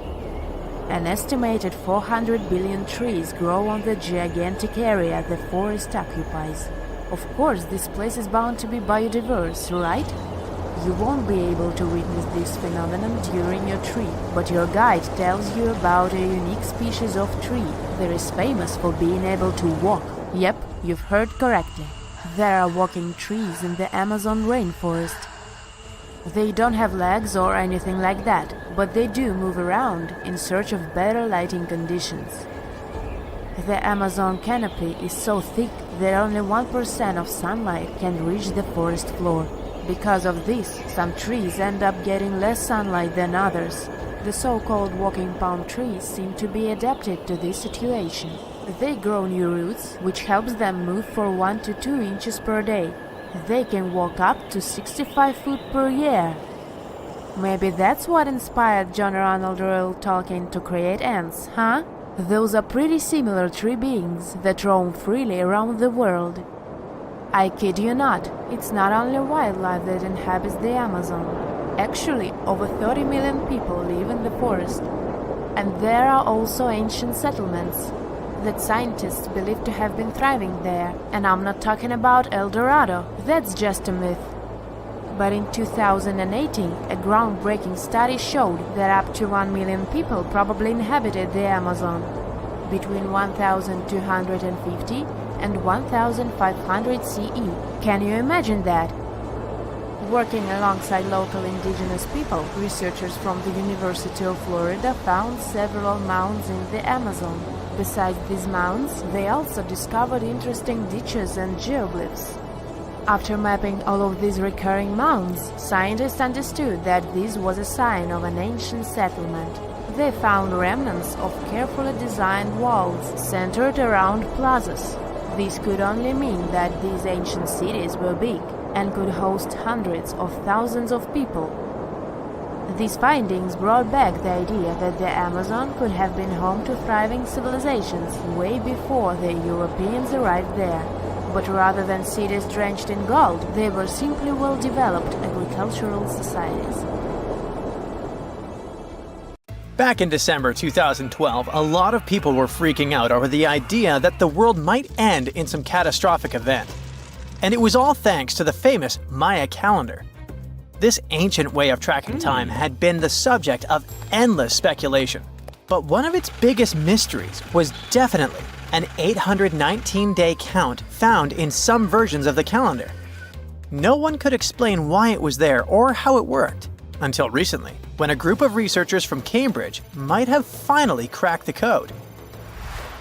First things first, how does the Maya calendar work? So the system the Maya civilization used to track days was based on something we now call the calendar round. Think of it like 3 interlocking gears. These are 3 cycles working together. The first is a 365-day solar year, known as Hab. The second is a cycle of 20 names. And the third is a cycle of 13 numbers, which forms a 260-day sacred calendar, called Solkeen. Just like we'd say something like December 25th, 2025, they named their days based on how these 3 cycles lined up. For example, here we have the day 3 Manik and the 14th of the month Hop. It takes 52 years for the 3 cycles to align in the same way again. After that, the days start repeating. But this is where things start to get more complicated and mysterious. On some Mayan monuments, we have also found enigmatic inscriptions pointing to the existence of another cycle, the 819-day count. There are about 20 examples of these inscriptions, mostly found in places like Palenque and Yaxchilan in Mexico. So it didn't seem random at all, and this calendar must have been hiding a big secret. Early research showed that the 819-day cycle was represented by one of 4 colors and the cardinal directions associated with them. Black was tied to the west, red to the east, white to the north, and yellow to the south. Researchers also discovered that this period of time could be broken down into 3 smaller cycles. One of 9 days, one of 7 days, and one of 13 days. Multiply them together, and you'd get 819 days. Pretty cool, but why did they do that? This color scheme and the 3 cycles seemed like a basic level of interpretation, and experts were pretty sure its real purpose was still hidden from us. Another thing researchers noticed is that this strange count of days was mostly shown using a Y glyph, followed by a number. But in some cases, they also added a glyph representing Kawil. This was a powerful Maya deity, often associated with creation and lightning. He was usually symbolized by a torch coming out of his forehead, representing the spark of life. But in the 90s, a study suggested that when Kawil's inscription showed smoke and fire coming from his forehead, it could actually represent the planets Jupiter or Saturn, or maybe even both. Wait, that means that the 819 days count could be linked to both planets in some way. From there, research focused on figuring out what that link might be. The first conclusion is that this calendar might have helped the Maya track the movements of those planets in some way. Then they started noticing something interesting. These cycles could be specifically tied to the synodic periods of Jupiter and Saturn. By synodic periods, we mean the time it takes for a celestial body, like a planet, to return to the same or nearly the same position as seen from Earth. While this possibility was pretty exciting, something didn't quite add up. Each planet moves very differently, and trying to fit multiple planets into an 819-day span just didn't seem to work. In other words, this 4-part color-coded calendar system was simply too short to align perfectly with the synodic periods of the visible planets. So it looks like we're back to square one. This mystery had people scratching their heads for ages, until 2023, when specialists realized they might have been looking at it all wrong. Researchers actually needed to shift their perspective. Instead of seeing this system as 819 days, they needed to consider the number as representing timelines. And this period of time could be just a small part of a much, much bigger calendar. You see, as we said earlier, this cycle seemed to track the period when a planet became visible to people on Earth. To prove that these 819 cycles were timelines, not actual days, researchers needed a planet that could serve as a starting point to back up their theory. In this case, it was Mercury. And there's a pretty simple reason for that. Mercury's synodic period is 117 days, which fits perfectly into the calendar count. I mean, if you take 1819 and divide by 117, you get the number 7. So, Mercury is the only visible planet whose synodic cycle fits neatly into this period as whole numbers. Perfect. Now they had a solid starting point. From there, they needed to expand the calendar by increasing its length to 20 periods of 819 days. Suddenly, a pattern emerges. And just like that, all the synodic cycles of the planets fit perfectly into the system. For example, Saturn's synodic period from 378 days lines up perfectly after 6 819-day cycles. Venus aligns every 5 cycles. Jupiter every 19 cycles. And Mars, which takes the longest, needs 20 cycles. In other words, it takes about 45 years for Mars to align with the synodic periods of all visible planets. So, this is how researchers determined that the ancient civilization wasn't referring to days, but rather to timelines. The Maya astronomers came up with this count as part of a larger calendar system of 20 periods. But then a question comes up. Why was studying the synodic period so important to the Maya? Well, we don't have super specific answers about this mysterious calendar yet. But what we can say for sure is that the Maya truly believed in the powerful influence of the cosmos on daily life. So maybe they wanted to analyze how the movements of all the visible planets lined up with their other calendars. Of course, this system is just one part of the Maya's amazing and advanced understanding of astrology. And it wasn't just about using astrological cycles for planting and harvesting. They also had crazy specific knowledge, like how to predict solar eclipses. Archaeologists believe the Maya connection to the stars is reflected in the ruins of their world. Take the famous pyramid in the ancient city of Chichen Itza, located in Mexico's Yucatan Peninsula. If you look closely at the base of its staircase, you will see a snake's head carved in stone. But here's the coolest part. During the spring and fall equinoxes, when day and night are exactly the same length, the sun casts sharp, triangular shadows on the staircase. It creates the illusion of a snake slithering down the steps. Another example of how they use their knowledge of astronomy in their temples is in Tikal, Guatemala. Built around year 1 of the Common Era, this pyramid is considered one of the Maya's earliest astronomical complexes. And its alignment and orientation allowed them to track and calculate solstices and equinoxes with incredible precision. The Maya were skilled skywatchers. Just like we have modern-day high-tech observatories with round domes, they had something similar. Meet El Caracol. The name means snail in Spanish and refers to the spiral staircase inside the tower. Built around 906 Common Era, it was the perfect place to observe all the changes in the sky and track the movements of the sun, moon, planets, and stars. Unlike us today, with our telescopes, satellites, and advanced tools, the Maya relied entirely on naked eye observation, and that makes their achievements even more incredible. Can you tell me what date it is today?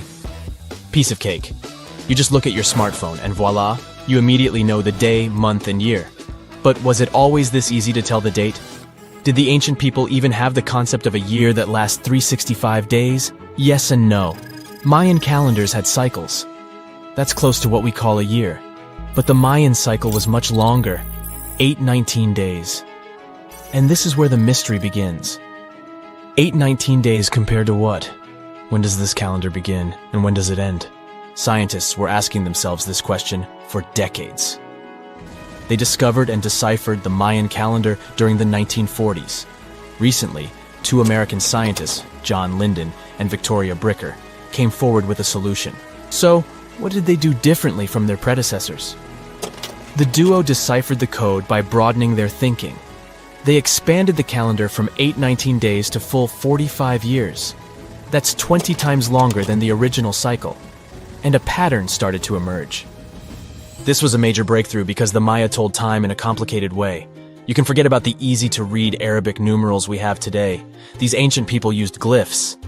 These are tiny images that represent characters, something like the icons on your desktop or universal symbols. When you see a little dot with 3 curved lines above it, you know there is a Wi-Fi network available. The Mayan calendar used glyphs that represented animals or natural phenomena. For example, there were symbols for a jaguar and an eagle. Each glyph marked one day. Each cycle is repeated 4 times, 8 and 19 x 4. Let's call these 4 cycles blocks. The Mayas colored each block differently. Scientists thought these colors corresponded to the 4 cardinal directions. Red was east, white, north. West was black, and finally, yellow marked south. But then the 1980s came. Yeah, this was a weird decade. The calculations were all wrong. Researchers determined that the colors were associated with the position of the sun in the sky. It turned out that the color yellow represented the highest point of the sun, which is called a zenith. White was the lowest point, called the nadir. It seems that the calendar showed just how good the ancient Mayas were at astronomy. This is most evident at Chichen Itza. This principal Mayan city is located on the Yucatan Peninsula, Mexico. There stands an impressive step pyramid. It is dedicated to the feathered serpent deity, and its alignment is perfect. Something marvelous happens here twice a year, during the equinoxes, March and September. These are the times when the sun shines directly over the equator. On these 2 dates, the day and night last the same. At the site of the pyramid, sunlight first illuminates the sculpture of the serpent head at the base of the structure. Then it makes its way up the 91 steps. This creates the illusion that a snake is slithering down the pyramid. Even today, people gather to witness the sight. And it must have been more impressive when the Mayas completed the structure 1050-1300 CE. Do you know what a synodic period is? Neither do I. But Mayan astronomers did. A synodic period is the time that passes before a stellar body does a full lap. For example, this is the period between 2 full moons. When you look from Earth, this period lasts roughly 30 days. And the Mayas were looking at the skies non-stop. They carefully noted the synodic periods of all planets. From Venus to Saturn, these ancient astronomers kept records of nearly all celestial bodies. But what does this have to do with their calendar? The American researchers' calculations revealed the link. Let's take the planet closest to the Sun as an example, Mercury. Its synodic period is 117 days. Multiply that by 7 and you get which number? Exactly 8 to 19, when 17 x 7 equals sign 819. Coincidence? Definitely not. Because synodic periods of other planets also neatly match the magical figure 819. But this is not visible from a single Mayan cycle. Scientists had to expand it several times to discover the pattern. There is a reason why no one could decipher the code for so long. They were focused on a single planet. The trick was to add the Mayan calculation for all the planets. Researchers just needed to see the bigger picture. This brings us to the year 2012. Can you remember that some people thought that the world would end on December 21st? That turned out to be a bust. We are alive and well now. But what started this false rumor? The Mayan calendar, of course. You see, these ancient people based their calendar on long periods of all the planets. That included a lot of complicated math and a lot of multiplying.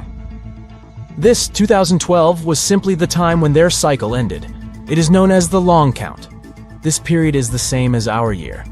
For the Mayas, 2012 was something like the 31st of December for us. Just an end of a cycle in which they measured time, so there was no need to panic. Those New Year's Eve parties might be a bit wild, but the world doesn't end on January 1st. The Mayas stretched more than their calendar. Rubber was the name of the game. Yes, you've heard it correctly. These ancient people were making different grades of rubber 3,000 years before one famous American did, Charles Goodyear. They would extract natural latex from the rubber tree. This is a milky substance that can be turned into rubber. And they weren't the only ones. Scientists found evidence that their neighbors, the Aztecs and the Olmecs, did the same. But what did they do with rubber? They didn't need car tires, definitely. But it's cool to have a nice pair of sandals for the beach. The Spanish wrote about rubber sole footwear that natives wore. Sadly, scientists still haven't found them. That would be a big step for archaeology. So the Maya were playful with rubber, literally. Researchers guess that they produced balls from latex. These were bouncy and ranged in size from a softball to a soccer ball. A typical Mayan ball game, pits, involved 2 hoops. You must be thinking basketball, but not quite. The hoops were set on walls, 23 feet high. Compare that to the NBA standard of 10 feet. And the hoop was the other way around. There is also a sweet side to the story of the Mayas. These ancient people enjoyed chocolate. In fact, the modern word chocolate probably comes from their language, Xocolotl. This meant bitter water. Okay, you get the bitter part, but why water? The Mayas didn't produce chocolate in the form we know it today. They didn't make bars of chocolate. They drank it. Smashed cocoa beans made for excellent drinks. The Mayas perfected the mixture over time and even added spices. Anyone up for a fiery chocolate drink with stew peppers and cornmeal? Who knows, maybe this beverage actually tasted well. Cocoa beans were sacred and used as a currency. Researchers believe all social classes got to enjoy it. Free chocolate for all sounds nice even today.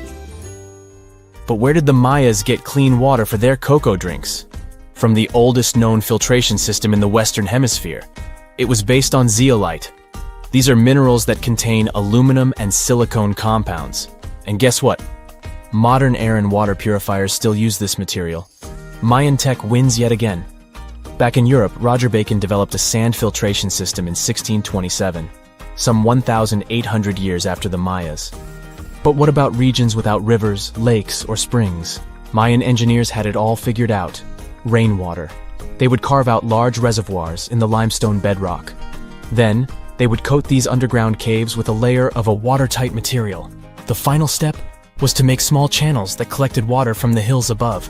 Scientists estimated that just one of these reservoirs could hold on average 10,000 gallons of rainwater, enough to fill 55 modern hot tubs. The story goes that 2 Mayan twin boys loved to play ball. Sure, they were really good at it, but they also made a lot of noise when playing. The lords of the underworld soon became bothered by the sound and summoned the 2 boys to the underworld, a place the Mayans called Xibalba. As soon as the boys reached their gloomy destination, the lords of the underworld began putting them through a series of tests. Soon enough, the inexperienced twin boys failed the tests and lost their lives. But this was not in vain.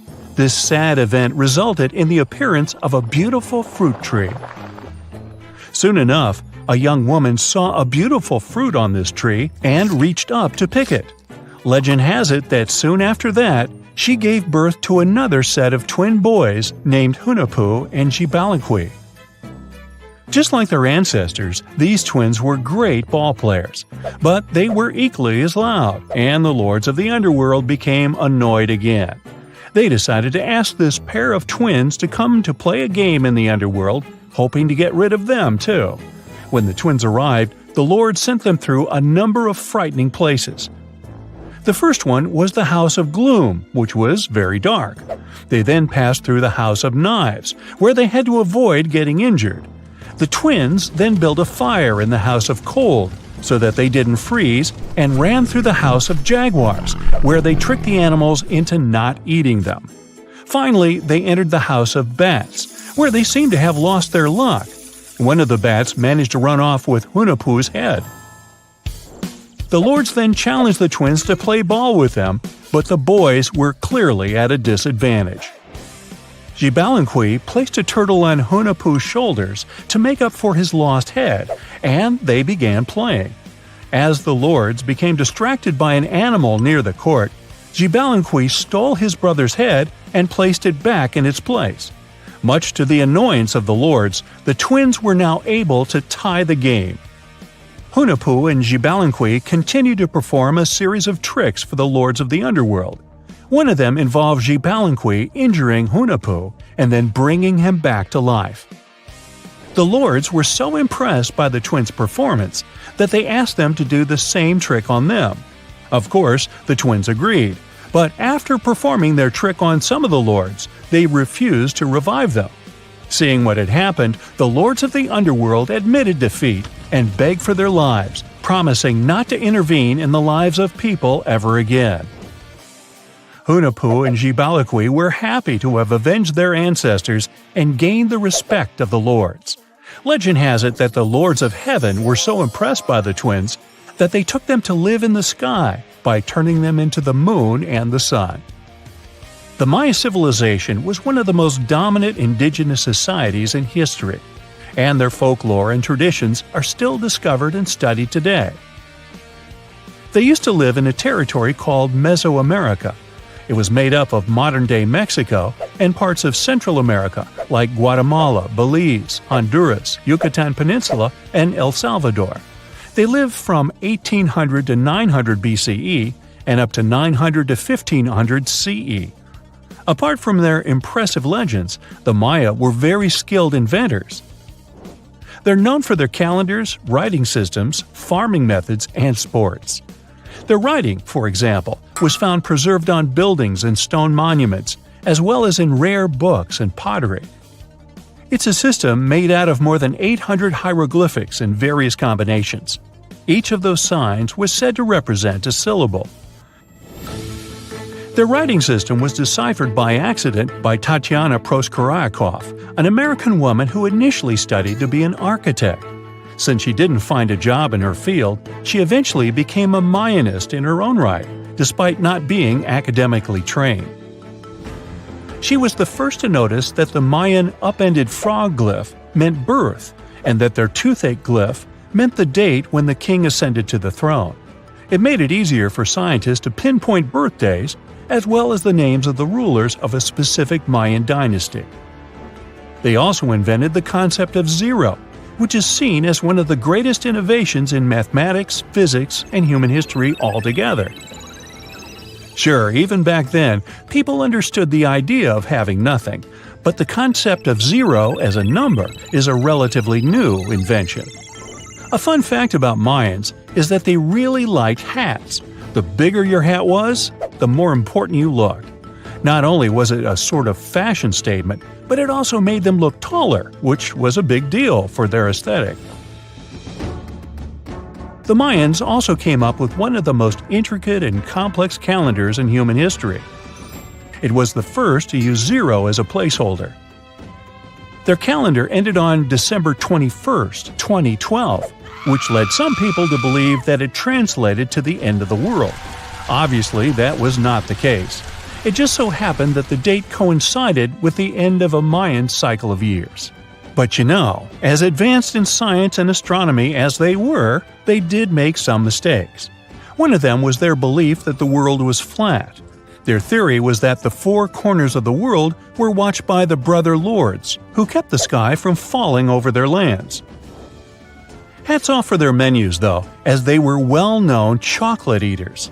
They turned eating chocolate into a form of art.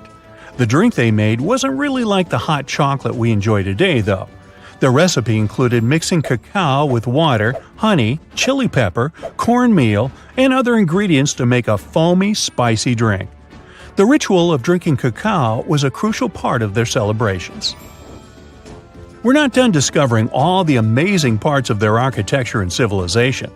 It was only a few years ago that a Maya pyramid was found at Tonina, in the Mexican state of Chiapas. It was estimated to be more than 1,000 years old. The reason why it escaped archaeologists for so long was that it lay hidden under what was believed to be a natural hill. The ruins of two Mayan cities have been recently discovered in the Mexican state of Campeche. Why didn't we find them until now? Well, they were concealed by really thick vegetation, which made it difficult for archaeologists to reach them. The Mayans didn't just disappear. Their descendants are still around today, many of them choosing to live in their ancestral homelands. You can find them in Guatemala, for example, where the Maya people make up the majority of the population. Overall, the Maya ethnic group contains people that speak different Mayan languages, such as Yucatec, Quiche, Quechua, or Mopan. They had no idea what a spa day was, but the Mayans really enjoyed a nice sweat once in a while. Sweat lodges were discovered around ancient Mayan sites. They were built out of stone or adobe. These rooms were an essential part of their cleansing and healthcare rituals. One of the earliest sweat lodges was found in Quello in northern Belize and appeared to date back 3,000 years. One of the most important parts of the Mayan culture was a ball game which they named Pix. It had both political and spiritual significance. We can see ball courts at important parts of Mayan archaeological sites. The main goal of the game was to pass a rubber ball through a very high stone hoop without using your hands. Basically, it was a combination of soccer and basketball. However, it could have serious consequences. The loser could, at times, even lose his own life. Ooh, high stakes indeed. Because of this game and the need for bouncy balls, the Mayan people were some of the first cultures to use rubber. They made it using natural latex.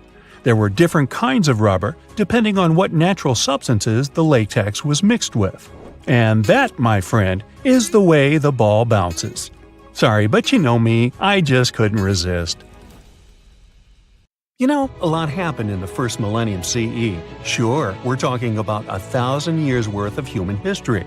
If you'll remember from school, you'll know it was the time of the rise and fall of the Roman Empire. It was when humans saw the transition to the intense times of the Middle Ages. And some say it was the apex period of the Mayan civilization, all the way in Mesoamerica. But thanks to top-notch technological advancements, we can look at history a lot differently today. You see, archaeologists have found actual proof that the Mayan civilization may have started way before we think it did, and that since the beginning, their civilization was far from simple. To find out more about this, you'll have to tread deep into the Guatemalan rainforests. Are you down for the ride? Rainforests are dense and difficult to access. If you were an archaeologist, I'm betting you'd find them quite threatening as well. That's actually one of the reasons why we've been kept in the dark for so long when it comes to the truth about the Mayans. But take a look at this. You'd expect to see ruins like this in places like Portugal, England, or the United States. I'm talking about 130-foot wide roads, painted white to help travelers journey through the nighttime. For scale, these roads were about half the size of an American football field. Huge, huh? Scientists recently unearthed a 110-mile network of roads such as these, and they think this dates back to before the first registered Mayan ruins we've known so far.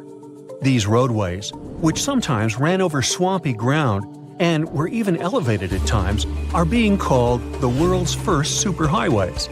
Even if there is no registry of animal-powered vehicles, it's believed that the Maya used them to travel around a network of possibly 964 settlements. They were built like a huge spider web, and from what archaeologists have gathered, they worked as an implied system of economic and social interactions. This completely debunks the traditional idea that the Mayan pre-classic period, which dates back to 1000 to 350 BCE, was made of small tribal settlements.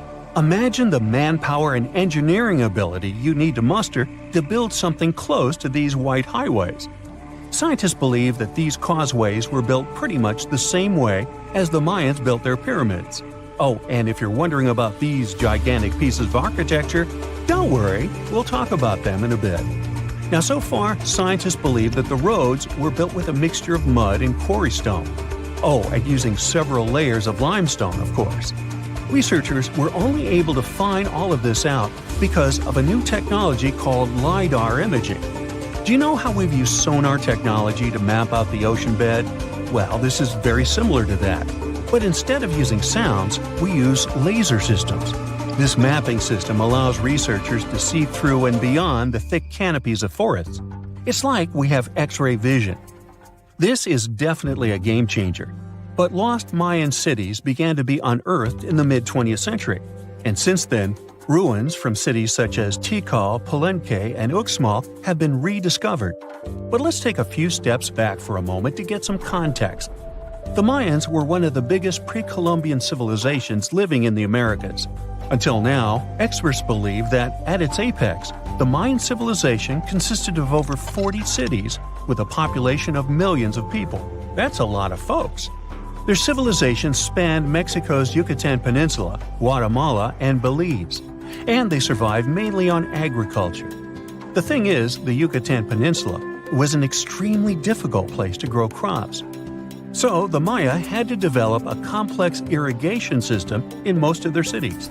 They built a series of ceremonial buildings, pyramids, plazas, and even courts for playing ball. The Mayans might have been keen pyramid builders, but they also developed an advanced astronomical system. With whatever ancient technology they had, they were able to predict the exact location of planets, such as Venus and Mars, as well as the exact dates of eclipses. Now, let's take a look at some of their sites. This is Tikal. Located at the heart of the Guatemalan jungle, Tikal is believed to have been the capital of the ancient Mayan Empire. At its height, it was comparable in importance to such cities as London or New York in today's world. It is composed of a series of complex monuments. In total, the site has 12,000 buildings. The North Acropolis is Tikal's most ancient complex of monuments. Built solely by human hands around 350 BCE, it served as the resting place of kings and chiefs. Its monuments are up to 200 feet high. Back in the day, the step pyramid temples were painted a beautiful red. Mayans loved that color. Today, of course, you'll only see the limestone. We've said that the Mayans spread out through different countries, so it shouldn't come as a surprise that Chichen Itza is a 10-hour drive from Tikal today. There's no feud between the two, they were just different city centers, like New York and LA. It's got one of the best preserved pyramids on Earth to date. Located in Mexico's Yucatan state, this Mayan city is well over 1,500 years old. At its peak, it was home to 35,000 people. The site covers 4 square miles of land. The highlight is El Castillo, a tremendous step-like temple standing 80 feet above ground. Its most peculiar feature is that it has 91 steps up each of its 4 sides, including the upper platform, which makes for 365 steps, the same number of days as the solar year. Makes you go, Behold, the lost city of Palenque. Another important Maya city is believed to have hosted over 6,000 people at its peak. Archaeologists have made some unusual discoveries on this site. The most eccentric of them all makes us think of Indiana Jones and the Tomb Raider. One of the buildings in Palenque is believed to be the final resting place of the Red Queen of Palenque. She was believed to be the grandmother of the last Mayan king. In her honor, a huge monument was built to keep her body after her passing. The discovery of the tomb itself was already thrilling. Archaeologists found an ancient monument when digging at the site back in 1994. The first they saw was a room with a hidden door. Once they opened the door, they discovered an 8-foot-long corridor. At the end of this corridor was the queen's chamber, and inside was the mummy of the queen herself. They found her to be accompanied by her pearls, jade shells, and expensive rocks. But as the team explored the remains, they saw something strange. The room was filled with a red-colored powder. Researchers knew that the color red was important to the Mayan people, but they didn't understand why the queen was buried with this unknown substance. They took a sample back with them for further analysis and discovered that the red powder was cinnabar, a very dangerous mineral. This powder, when inhaled, can cause severe health damage to a person. The team concluded that this could only be a trap for anyone trying to steal her riches. Talk about curses, huh? One thing that has always troubled researchers is the lack of evidence on the decline of this almighty empire. What could have been the cause of their demise? Was it a drought? Some disease? New research in 2017 did shed some light on this issue. Using data from a site called Xibalba, located southwest of Tikal, scientists analyzed radiocarbon data from ceramics and archaeological excavations to extract new information about the unexpected passing of this great civilization. The information shows that instead of a sudden collapse, the Mayans most likely fell in waves of social instability and political crises. These events are believed to have deteriorated Mayan city centers and began causing the dispersion of the Mayan population. So, what's your take on the end of this story? It's like archaeology woke up recently and decided to spice up the news with its history-changing discoveries.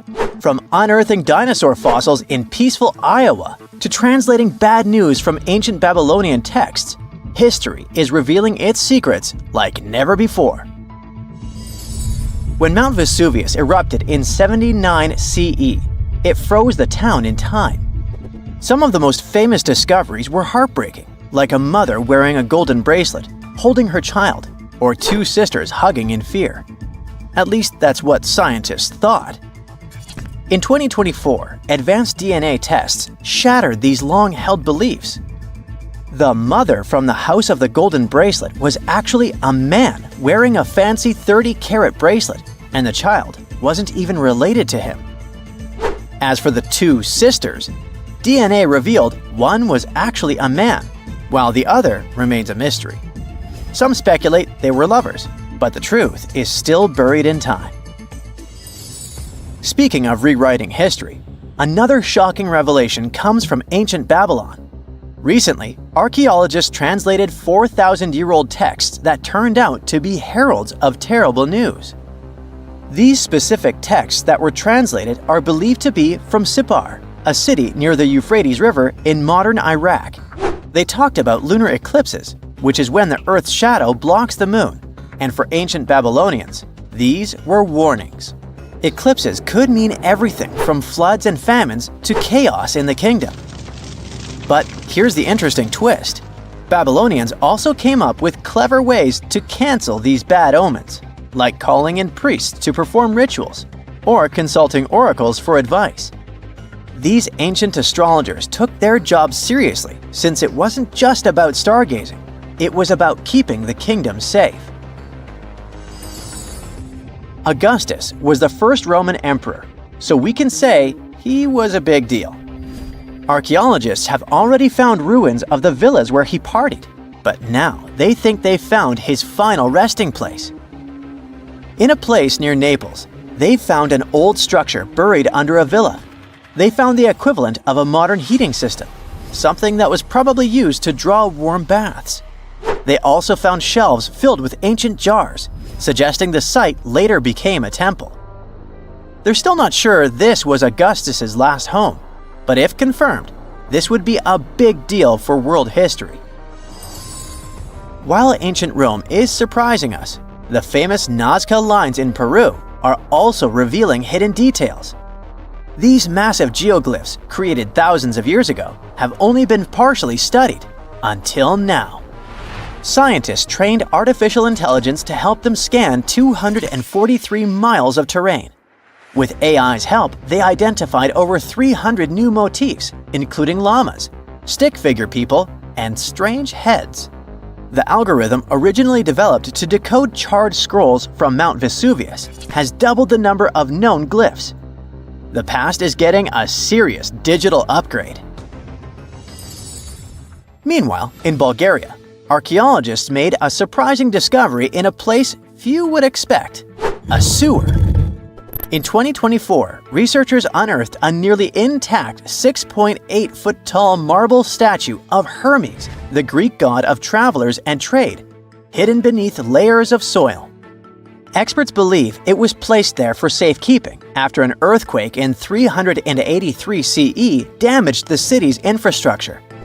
At that time, paganism was declining and Christianity was rising as the Roman Empire's official religion. Many pagan idols were being destroyed, but it seems some locals secretly preserved their deities by hiding them underground. Searching the bottom of the River Thames is probably worse than looking under your bed. The riverbed collects all kinds of discarded treasures, including a legendary typeface. In the early 1900s, two men created the Dove's typeface for printing books, but after a bitter falling out, one of them threw every single metal letter into the river. A century later, in 2014, a designer trying to revive the typeface began searching for the lost letters. In just 20 minutes, he started finding them. With the help of divers, more were uncovered, and today, some of the lost letters are on display in a museum. Not much goes on in Iowa, which is why finding a huge 13,000-year-old mastodon skeleton made headlines. In 2022, a researcher received a photo of a massive femur believed to belong to a prehistoric animal. It took 2 years to secure funding for excavation, but in 2024, archaeologists finally dug in. After 12 days of work, they uncovered a well-preserved mastodon skull, the first ever found in a Midwestern state. This discovery would make Indiana Jones jealous, especially since it happened in Petra, the ancient Jordanian city featured in one of the movies. Archaeologists uncovered a 2,000-year-old chamber beneath Petra's treasury, containing at least 12 skeletons along with iron and bronze artifacts. The chamber, built by the Nabateans, sheds new light on their afterlife practices, which remain largely mysterious. One of the most intriguing finds was a ceramic chalice clutched by one of the skeletons. Back in Peru, archaeologists made a groundbreaking discovery that turned Peruvian history upside down: a female ruler. At the 1,600-year-old site of Pañamarca, scientists uncovered a throne room decorated with colorful murals. These murals depict women spinning and weaving, men carrying a crown, and even a crowned woman speaking to a birdman. The discovery suggests that Moche women weren't just spiritual leaders, but rather had real political power too. Tiny houses are mainly a modern thing, but archaeologists think they found one in ancient Pompeii. Unlike traditional Roman homes, which had grand atriums for entertaining guests, this house had none. But what it lacked in size, it made up for in artistry. Inside, scientists found a painted altar decorated with birds of prey, sparrows, snakes, and plants. The altar held ceremonial items like a lamp and an incense burner, still holding traces of fragrant herbs. In 2021, researchers scanning the Baltic Sea found a massive stone wall hidden beneath the waves. The Blinker Wall, stretching over 1.5 miles, could be Europe's oldest man-made structure. Sitting 68 feet below the surface, it's built from around 1,400 small stones placed between 300 giant boulders, some weighing up to 142 tons. Dating back over 10,000 years, the Blinker Wall predates Stonehenge and France's Karnak stones, meaning it was likely built when the area was dry land. Scientists believe it may have been a reindeer hunting tool, guiding animals into a lake where hunters could strike. Oh, and then there's the granite slab that was found in Egypt's Abydos area. At first, it was thought to belong to 2 important people from ancient Egypt, but a recent discovery showed it was actually part of the sarcophagus of Pharaoh Ramses II, one of the most famous Egyptian rulers.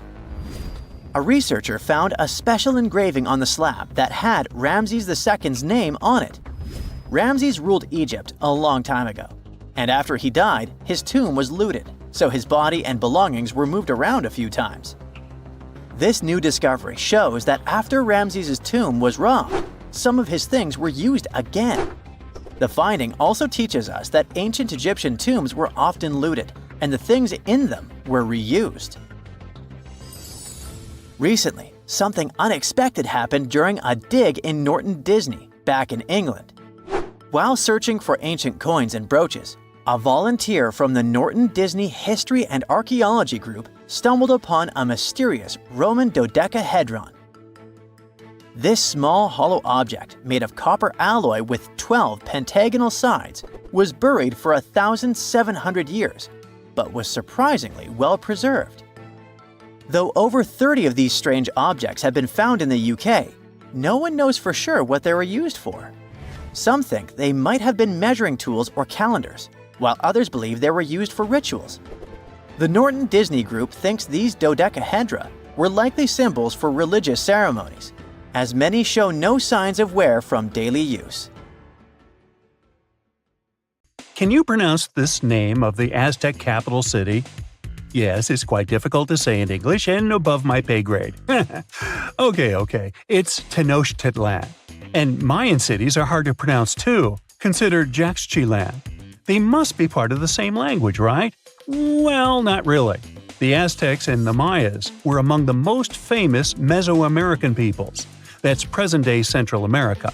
But they didn't speak the same language, and they weren't even the same civilization. The two nations lived in different eras. The Aztecs dominated the region from the 14th to the 16th century. Back in Europe, this was near the end of the Middle Ages. The Mayas came before the Aztecs. Historians believe they started building city-states in the 3rd century. Their peak lasted until the 10th century. Now, this doesn't mean that the Mayas and the Aztecs didn't have contact with each other. But at the time this happened, the Mayas were on a decline, so the Aztecs traded more with their descendants than with real Mayan people. The two civilizations didn't even live in the same place. The Aztecs built their cities in the north of what is today Mexico.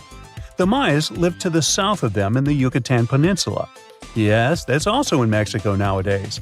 But the Mayas inhabited parts of modern-day Guatemala and Belize as well, and they spoke a number of languages. There's a whole Mayan language family they spoke, not just one language. Some of those languages have survived through today. Estimates show that there are 6 million indigenous Maya people groups spread across Central America. In Guatemala, there are 21 Maya languages recognized by the authorities. Further north, in Mexico, the number of official languages is 29. For the Aztecs, the situation is much simpler. They had a single language. It still has around 1.5 million native speakers, mostly in central Mexico. That's more than any other family of indigenous languages in the region. But is there a chance a speaker of Aztec languages can understand a speaker of the Maya language? Not by a long shot. The two languages are completely unrelated. In fact, they didn't even share the same writing systems. The Mayans were more advanced because they used hieroglyphs. Yep, like the ancient Egyptians. Instead of letters that make up words, ancient civilizations used tiny pictures to symbolize an object or a concept. When the Mayas wanted to write the word jaguar, for example, they would draw a small image of the animal. In total, their writing system had more than 800 characters like this one. Way too complicated compared to the modern way we write down words. But the Aztecs were one step behind the Mayas. They used pictograms and ideograms. Simply put, these are elaborate drawings that mark an object, animal, or concept. Compared to Mayan hieroglyphs, they aren't simple symbols anyone can draw, but true masterpieces of visual art. Only highly skilled painters could draw them. I don't say write because, technically, the Aztecs didn't have a writing system. So you could say that the Mayas were more advanced when it came to language. After all, they had the only known fully developed language in the Americas before the arrival of Europeans. But in terms of culture and economy, the two societies weren't that much different. Neither of them used work animals for agriculture and transport. The main crop for both peoples? You guessed it, corn. What they called maize. Christopher Columbus was the first to transport corn back to the old continent in 1493. The Mayans also cultivated sunflower, vanilla, and cotton. The Aztecs produced chili, beans, and squashes. When it comes to meat, the Aztecs were happy to catch fish and shrimp. The Mayans penned turkey, just like we do with chicken today. The Aztec society consisted of nobles and commoners, all led by an emperor. The Mayas mostly lived in independent city kingdoms, ruled by a king and his royal household. There were no wheeled vehicles in these civilizations. Aztec merchants traveled across Mesoamerica carrying goods on their backs. Not the most comfortable mode of transportation, definitely. We shouldn't think of Aztec roads as the ones we have today. They were narrower because they saw only foot traffic. Mayas used a similar road system that also included canoes. They wouldn't travel far from the coast, though. They carved out these vessels from large tree trunks. An average Mayan canoe was 50 feet long. That's the length of a modern-day yacht. The goods these Mayas traded ranged from salt to pearls. They considered meat a luxury good, together with gold, copper, and turquoise. And can you guess the currency of Mayan merchants? Let me give you a hint. It wasn't metal and paper like it is today, but cocoa beans. They had a fixed market price, which made them the ideal payment option. The situation in modern societies is not much different. Around 2/3 of all countries have pegged their currency to the US dollar. For Mesoamericans, cocoa beans were their green banknotes. The Aztecs used the same exact currency, but with a twist. They had something called axe money. One axe was worth 8,000 cacao seeds. I bet their exchange offices were fun places to work. When it comes to minerals, jade was highly esteemed in both cultures. The Mayas and the Aztecs made tools and ornaments from it. These peoples believed jade brought beauty and long life to the person who wore it. Their jade mines were located in present-day Guatemala. And remember that city from the beginning that we could hardly pronounce? The founding of the Aztec capital gives an insight into the belief system of the whole nation. According to legend, the Aztec deity told them to build a city in the place where an eagle sits on a cactus with a snake in its talons. They saw this happen on an island in a lake. This is where they built the city. If you want to find it on the map of Central America today, look for Mexico City. That's the site of an ancient Aztec capital. It even got its name from the ancient nation, because Mexica was an alternate name for the Aztecs. They constructed the city on small artificial islands. It was slightly bigger than the surface area of London Heathrow Airport. The Mayas didn't have a capital city as we know it today. Their civilization spanned across 40 cities. These settlements had a population of 5 to 50,000 inhabitants. Today, these sites could be classified in terms of size as small American towns. But the total number of Mayan cities is not final. Archaeologists keep discovering new ones deep in the jungle of the Yucatan Peninsula.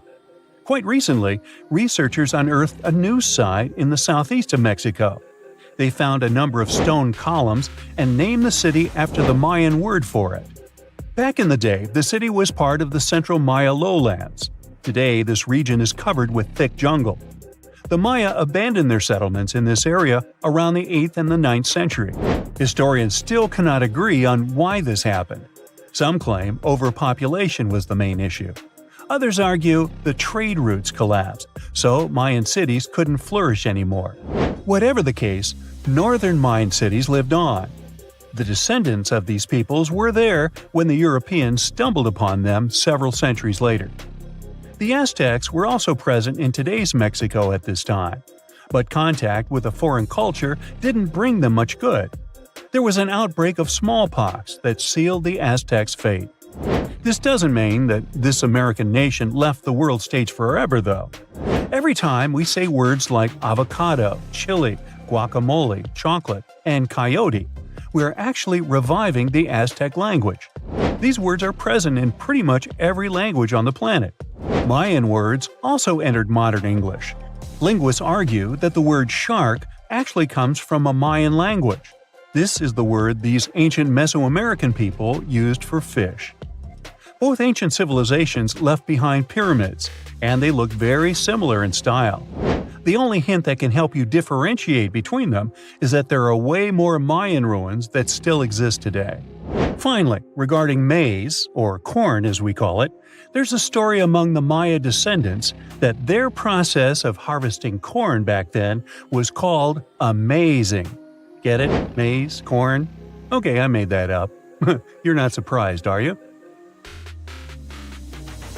Imagine a place that could literally start at one end, trek over 1,800 miles straight to the west, and still be stuck under that massive canopy. This place is like a haven for all sorts of crazy creatures, hosting around 10% of the world's species. It's always been seen as this wild, untouched paradise where humans haven't messed things up yet. You know, like a glimpse into how the world used to be before we spread like wildfire across every continent, causing chaos everywhere. I'm talking about the Amazon region.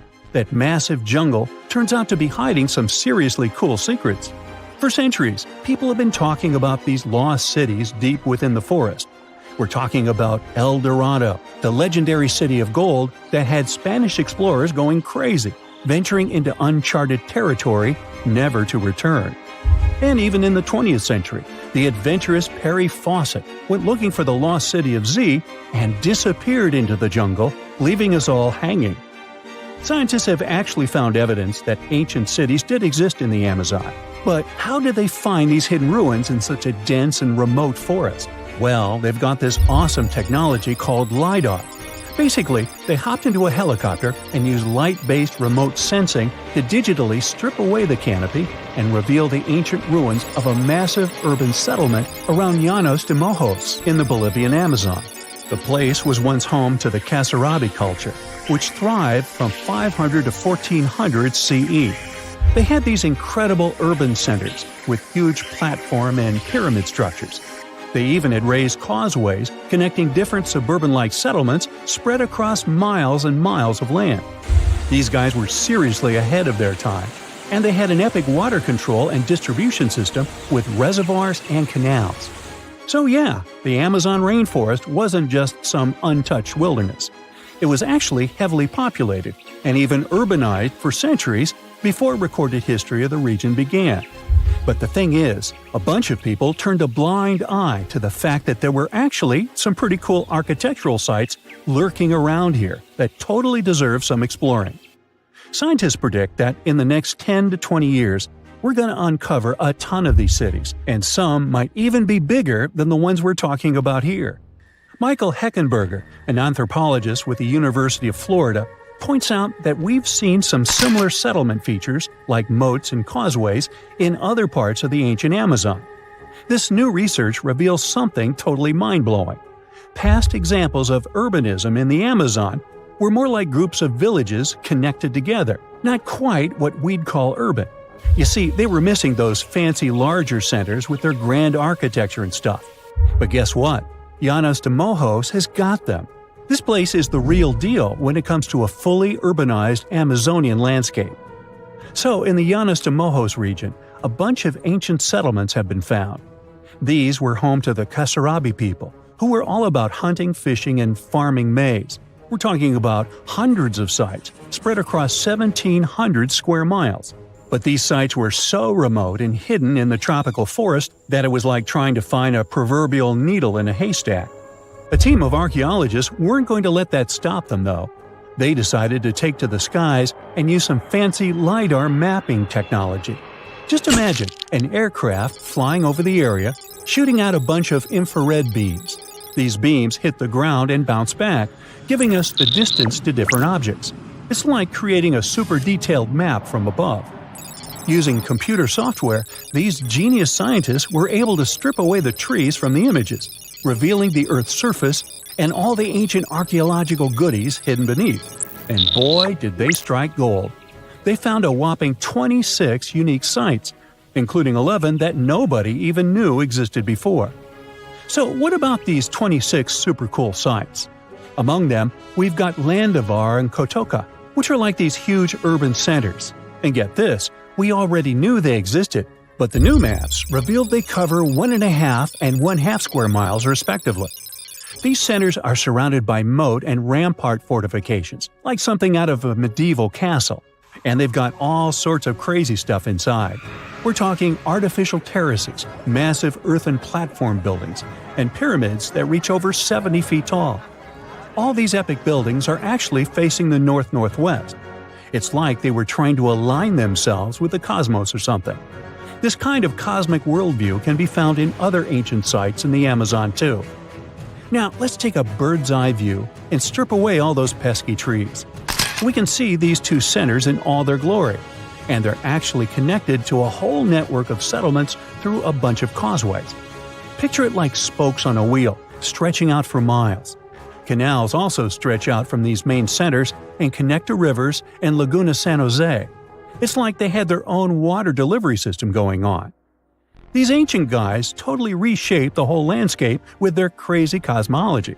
The only bummer is that their impressive architecture was made from mud brick. While it looked amazing back then, it just wasn't as durable as the limestone used by the Maya. What happened to the Kasarabi and their settlements is still a big mystery. But based on dating at the sites, it looked like they disappeared around 1400 CE, way before Europeans arrived in the Amazon. One theory is that a massive drought hit the region and messed everything up. The researchers found these massive water reservoirs at various sites, which is pretty interesting, considering how rainy the Amazon is known to be. Who knows if they were for drinking water or farming fish and turtles?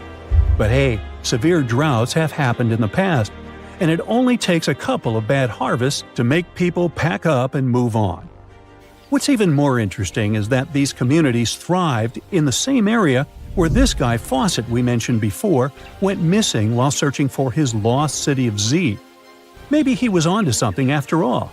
This is how it was. Fawcett stumbled upon this super cool document called Manuscript 512 at the National Library of Brazil.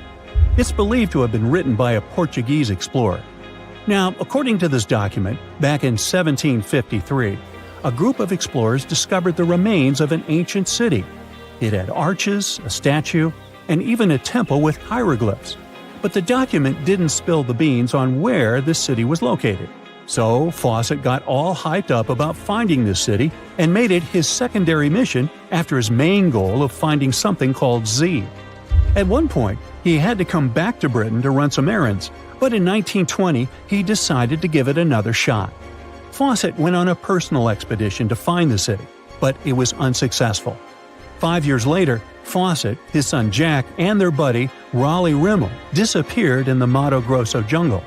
Some researchers think that Fawcett might have been influenced by info he got from indigenous folks about this place called Cahokia. Turns out Cahokia was discovered by Westerners in 1925, and it had the ruins of 20 towns and villages. Up to 50,000 people might have lived there. And get this, the discovery of other earthworks in southern Amazonia totally supports Fawcett's theory. In 2005, an American journalist wrote an article about Fawcett's crazy expeditions and discoveries. He called it The Lost City of Z. Catchy, right? Well, in 2009, he turned that article into a book with the same name. And in 2016, the super talented writer-director James Gray made it into a movie. Now, here's where things get a bit sad. The Amazon region is changing rapidly. Farming, ranching, and energy production are changing this incredible place. And guess what? Those untouched areas with ancient relics won't stay untouched for long. It's a race against time to document and preserve what's left of our past before it's lost forever. Strange and amazing items are discovered often, but figuring out what our ancestors were up to is pretty tough. Especially when all you have are just some rusty cups and cave drawings. It's no surprise that even the experts in lab coats sometimes make mistakes. But it's not just about dusty plates and huge stones. Sometimes there's even humans with large heads. So grab your digging tools and let's travel back to ancient times to explore incredible societies that even scientists can't fully explain. Sardinia may look idyllic now, but I'm not gonna lie, I wouldn't fancy visiting it 3,000 years ago. Rumor has it, terrible giants roamed around this island back then. People even talk about finding human skeletons over 13 feet tall there, although nobody's ever shown anything to prove it. But the stories will make you wonder because some weird stuff has definitely happened. In 1974, over 5,000 pieces of broken stone artifacts were found in a part of the island called Monte Prama, but instead of being displayed in a museum, they were locked up in an underground vault for about 30 years. Sounds a bit suspicious, doesn't it? When they were finally displaced in 2005, scientists put the pieces together to find statues of 38 giant men standing 8 feet tall. Not quite as tall as the legendary skeletons, but still pretty huge. It's thought these statues were made by the Nuragic people, who lived on the island a long time ago. Besides giant statues, they also built over 8,000 massive stone buildings. Perhaps Nuragic weren't giants themselves, but they definitely liked their things big. I do too. I like a big number of likes on our videos. That would be pretty great. Thank you if you liked this and subscribed. Now back to the video. You and I are pretty smart, but we might not be the smartest humans ever. Actually, we might not even be the smartest species. Since 1913, some skull fossils found in South Africa have hinted at a possibly smarter contender called Boskop Man. This human-like species might have lived as recently as 10,000 years ago. Their skull suggests they had really big heads, which means their brains could have been 30% bigger than ours. Wow! Their average IQ could have been around 149, making them among the smartest 0.05% of people today. But if a Boskop brainiac was so much smarter, why are they not around and we are? Well, bigger isn't always better, you know. Our brains are a lot bigger than our ape relatives, mainly in the prefrontal cortex. This part helps with high-level tasks like making decisions, remembering things short-term, and being aware of ourselves. The parts of the brain that handle our senses and movements haven't really grown much. So, maybe the Boskops spent too much time dwelling on the past rather than doing practical things like hunting. But this is all just guessing. We really don't know what happened to these clever cousins of ours. Some people even argue that Boskops weren't any different from us, with the only evidence being parts of skulls. The jungle is huge. Did you know the Amazon rainforest is home to about 30% of all the world's plant and animal species? That's impressive. However, the history of one native species, humans, has long puzzled scientists. The mysterious Kasarabe people lived here for hundreds of years and then vanished around 1400 AD. People thought the Amazon only had a few scattered tribes, but recently we discovered big, unusual shapes in the ground called geoglyphs. These might look like simple shallow ditches, but they're actually the remains of a vast civilization that spread over 5,000 square miles and includes about 450 markings, some as wide as 1,300 feet. That's insane! They likely contained ceremonial buildings and could have hosted up to 1 million people as recently as 550 years ago. Thanks to new technology like Lidar, which uses a safe laser to map the forest without harming it, we can explore deeper. In 2019, some scans showed miles of raised roads and pathways and even pyramids over 70 feet tall. They found 26 separate settlements, 2 of which were at least 250 acres each. Damn, that's like 330 soccer fields. It's not certain what happened to the Kasarabe people. Maybe European conquistadors drove them out. Maybe the most baffling ancient civilization is one we've never actually found a trace of. Yep, I'm talking about Atlantis, the grand city that supposedly sank into the ocean. The first mentions of Atlantis come from the ancient Greek philosopher Plato, who talked about a great city near the Strait of Gibraltar. But for ages, everyone just thought Plato made up Atlantis as a perfect version of his own Athens. So why, about 12,000 years after it supposedly vanished, do we still wonder if it might be real? Well, in the 19th century, U.S. Congressman Ignatius Donnelly wrote a book giving 13 reasons why he thought Atlantis was more than just a myth. Then, in 1965, some folks thought they actually found Atlantis when they discovered the Richat structure, a massive 25-mile-wide dome in Mauritania, Africa.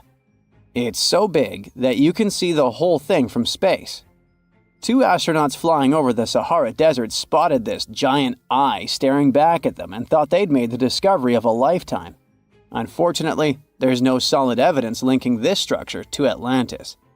It's believed to have formed from volcanic activity about 100 million years ago. But it does look suspicious, doesn't it? Still, we're no closer to knowing the truth. Imagine going back to about 3,300 BCE and finding yourself in South Asia. Welcome to the Harappan civilization. These people were way ahead of their time. They had cities like Harappa and Mohenjo-Daro, complete with baked brick houses, sophisticated drainage systems, and even public baths. This place might have had over 5 million people, making it one of the densest regions at the time. They also invented a system of standardized weights that was incredibly useful for traders. And trading they did.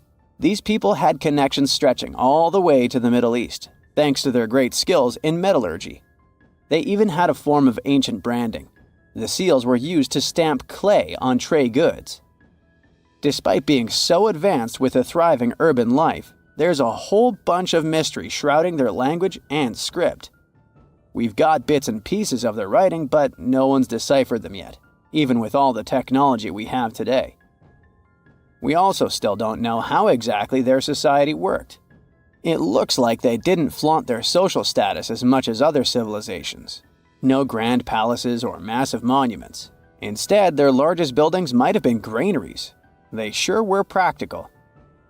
Unfortunately, all good things must come to an end. Around 1800 BCE, this bustling civilization started to decline, possibly due to shifts in river patterns.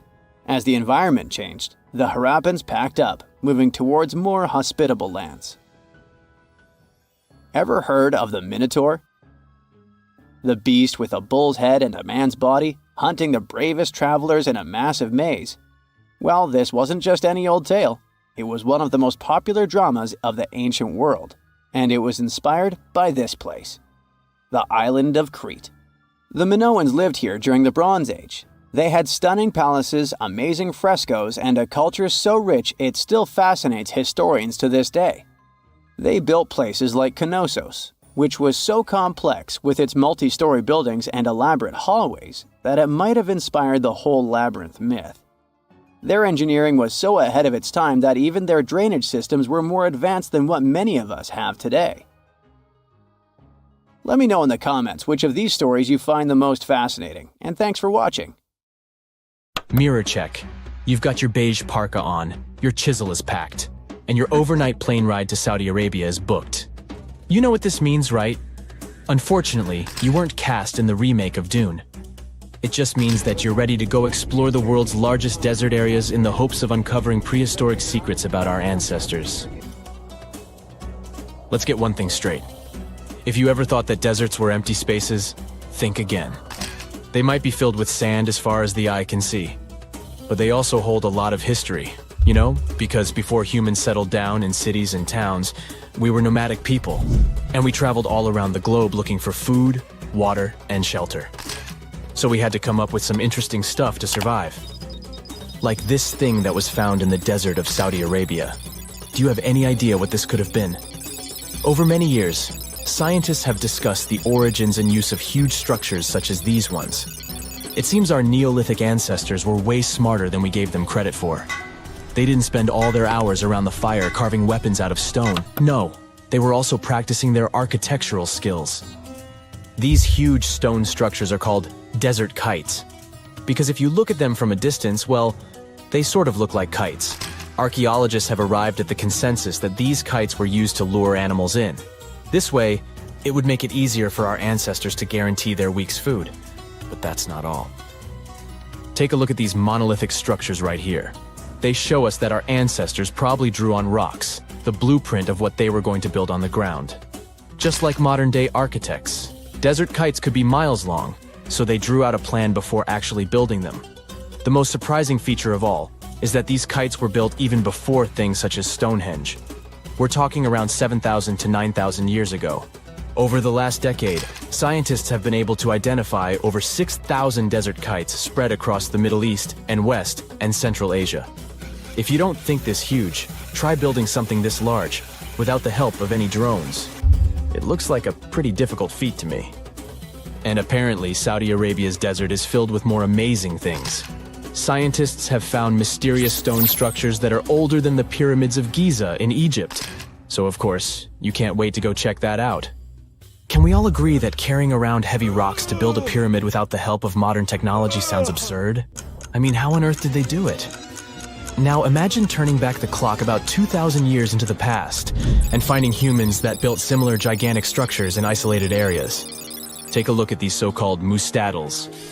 They are rectangular structures built from piled-up stones, found over 77,000 square miles.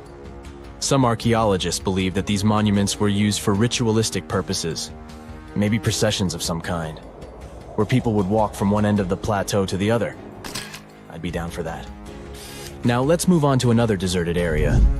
We're entering the world-famous Sahara Desert landscape. Isn't it beautiful? Here, you're about to unravel an ancient mystery, something that took years for researchers to solve. Fun fact, the Sahara Desert is the world's largest hot desert. It spans over 3 million square miles, which would be like putting 1,000 times the country of Hawaii next to each other. We say it's the largest hot desert because the world's largest desert area is Antarctica. But we all know temperatures over there are freezing, not the typical image of when we think of a desert. Deep into the desert, near the Algerian town of Fogaret et Zua, something strange was found. For decades, these tiny dots appeared on images of Google Earth, but nobody could explain what they were. Some scientists were sure that these circles are the result of oil activity in the region. Others guessed that these were ancient fogaras or ancient water wells. There are dozens of them, stretching for miles and miles in a straight line. The strange thing is that they are always far away from any town, road, or human activity in general. So what was or is their purpose? If you had to take a guess, what would you say?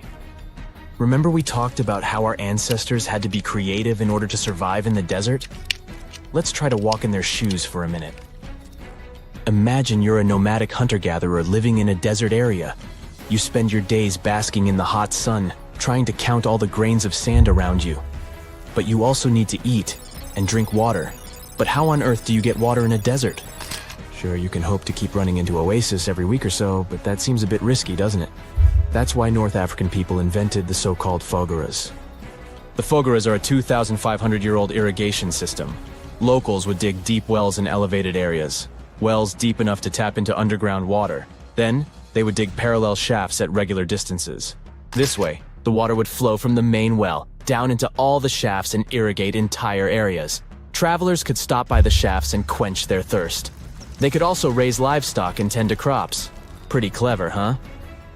As much as these holes did look like fogaras, a little bit of research would show you that they're not. You see, these shafts were built in a line, and not in a circular shape like the ones we're looking at now. So maybe it has something to do with the second option? Maybe these desert holes were related to oil activity in the region? Let's have a look at the holes up close and personal. From Google Earth, they don't seem that big, but in real life, they are huge craters. The tip to uncovering what they are is hidden beneath the sand. If you were one of the researchers originally uncovering the truth behind this mystery, you would have found something unique hidden in the sand. Old dynamites and vintage sardine cans. Putting the pieces of the puzzle together, scientists found that these sardine cans were a model from the 1950s and 1960s. It seems that entire teams from that decade would camp out while they surveyed the area for oil. And what about the dynamites? These were used for seismic surveying. This is an old technique, used to identify if there is oil and gas beneath the Earth's surface. Still in North Africa, you find out about another desert mystery worth exploring. Near the city of Tiaret, southwest of Algeria's capital, one runs into 13 peculiar monuments. These structures are also called jedars, and yes, I am aware of how much that may sound like a Star Wars reference. They are pyramid-like in their shapes, and as far as scientists know, they were used as final resting places for the people who lived in the region. Can you guess who these were? Most likely the Berber nomads. And since we're talking about ancient stuff, they were probably built between the 4th and 7th centuries CE. Once scientists began to explore the insides of these monuments, they found they were pretty big inside. They found large underground vaults, chambers, and labyrinth-like corridors that gave way to over 20 compartments. It could take you up to 2 hours to walk around in them, and apparently our ancestors also used its walls to depict images of animals and hunting scenes. There's no definite proof of what these jedars were used for, though. This is so neat, huh? I'm sure that our world's desert is filled with many more mysterious things for us to unravel. I guess I'll see you next time so that we can continue our explorations. At some point in its long and very interesting history, our dear planet Earth was sort of snoozing, just doing its planetary thing, spinning around the sun. And then, bam, life starts getting fancy. Plants and animals start strutting their stuff, showing off their complexity. Fast forward a bit, about 65 million years ago to be exact, and a cosmic disaster strikes, or at least that's what we presume. An asteroid probably smashed into Earth, wiping out the dinosaurs and other big animals. We can't pinpoint specifics about the asteroid, but we do know that it was extremely large and it crashed into our precious planet, creating a dusty mess that settled everywhere. You can still find remnants of that dust layer in sedimentary rocks today. If you dig beneath it, you'll uncover a whole bunch of fossils, These prehistoric creatures were living it up before the asteroid crashed the party. Think of it as the planet going on a cleaning spree, leaving a bunch of empty spaces waiting to be filled. And guess who took the opportunity? Mammals! These furry little critters were the ones to rise to fame. But why is it that this disaster became such a great opportunity for mammals? It's pretty simple, actually. With no big bullies around, they grew, multiplied, and had a population expanse. All kinds of mammals joined to fill in the blanks. Primates, rodents, basically, the whole furry gang. We're talking about placental mammals, marsupials, and even egg-laying mammals, adding some serious variety to the mix. We like to think of primates as our closest relatives here on Earth. What's their story? Well, around 63 million years ago, just a couple of million years after the dinosaurs' final dance, the primates decided it was time for a family reunion.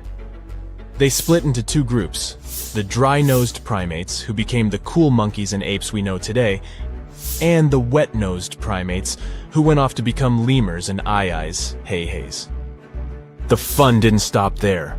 About 58 million years ago, the dry-nosed primates began their own little mission. One special guest called the tarsier, arrived on the scene, featuring big eyes that were perfect for late-night shenanigans. This tarsier took a different path from its primate relatives, embracing its unique niche and evolving separately.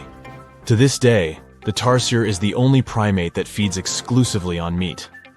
These little guys have a taste for insects, small birds, rodents, and even lizards. But that's not all that makes them unique.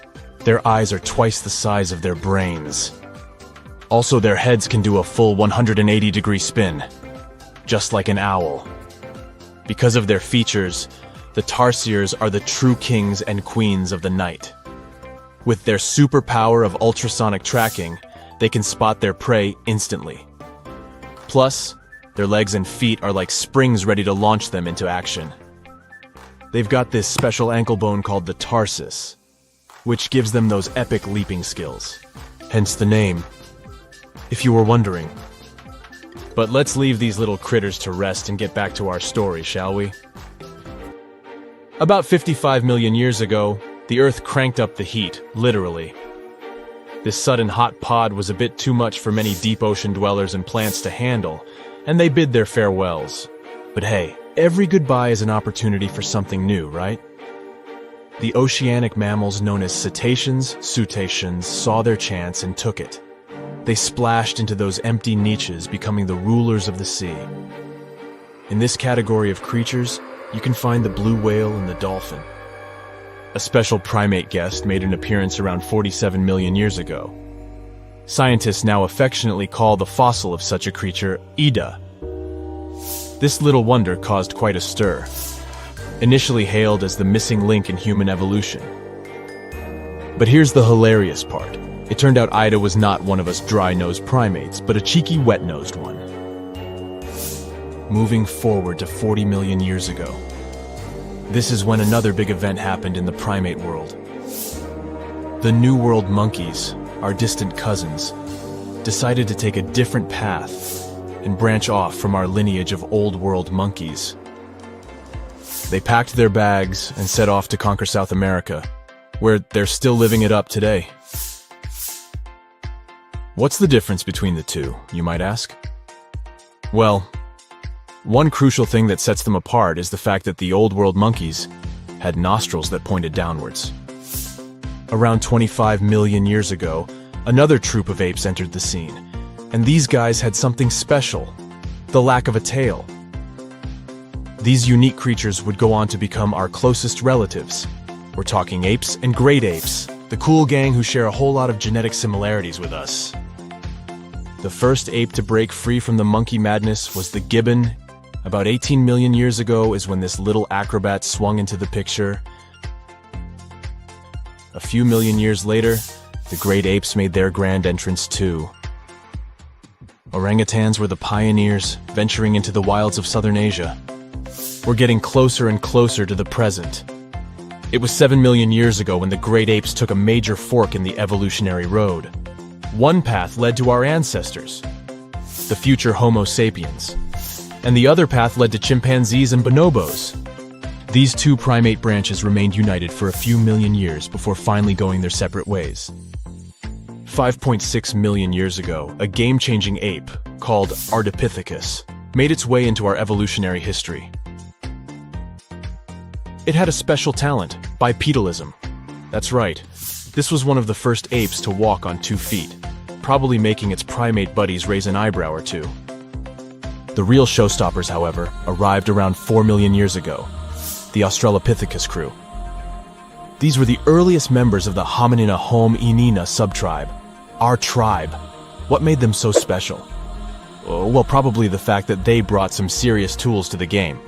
Stone tools, to be precise.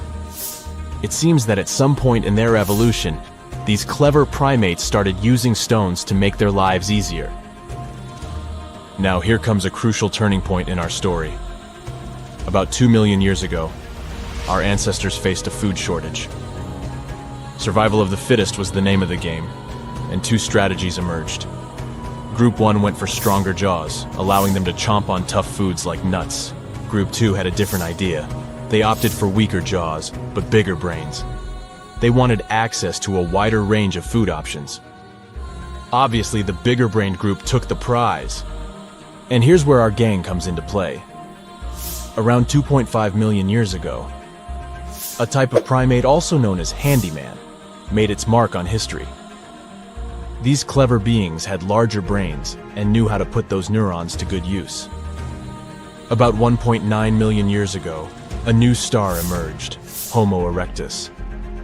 These creatures not only walked upright, but also had brains that were almost twice the size of the handyman's. They took the world by surprise, becoming the first of our direct ancestors to venture out of the African continent. They even knew how to tame fire. Approximately 700,000 years ago, the world witnessed a culinary revolution. The earliest evidence of cooking appeared. And around 500,000 years ago, our ancestors decided it was time to become a bit more fashionable, donning the first evidence of clothing. Our very own species came to be just 300,000 years ago. Told you we were late to the party. But the world was never the same after the appearance of Homo sapiens, the anatomically modern humans. Alongside our other relatives, we emerged, ready to conquer the world with our innovative minds and complex societies. The exact path of our evolution remains a bit of a mystery. But what we do know for sure is that Neanderthals joined the party around at some point too. As Homo sapiens flourished, so did our capacity for language. Modern speech is believed to have emerged almost hand in hand with our species.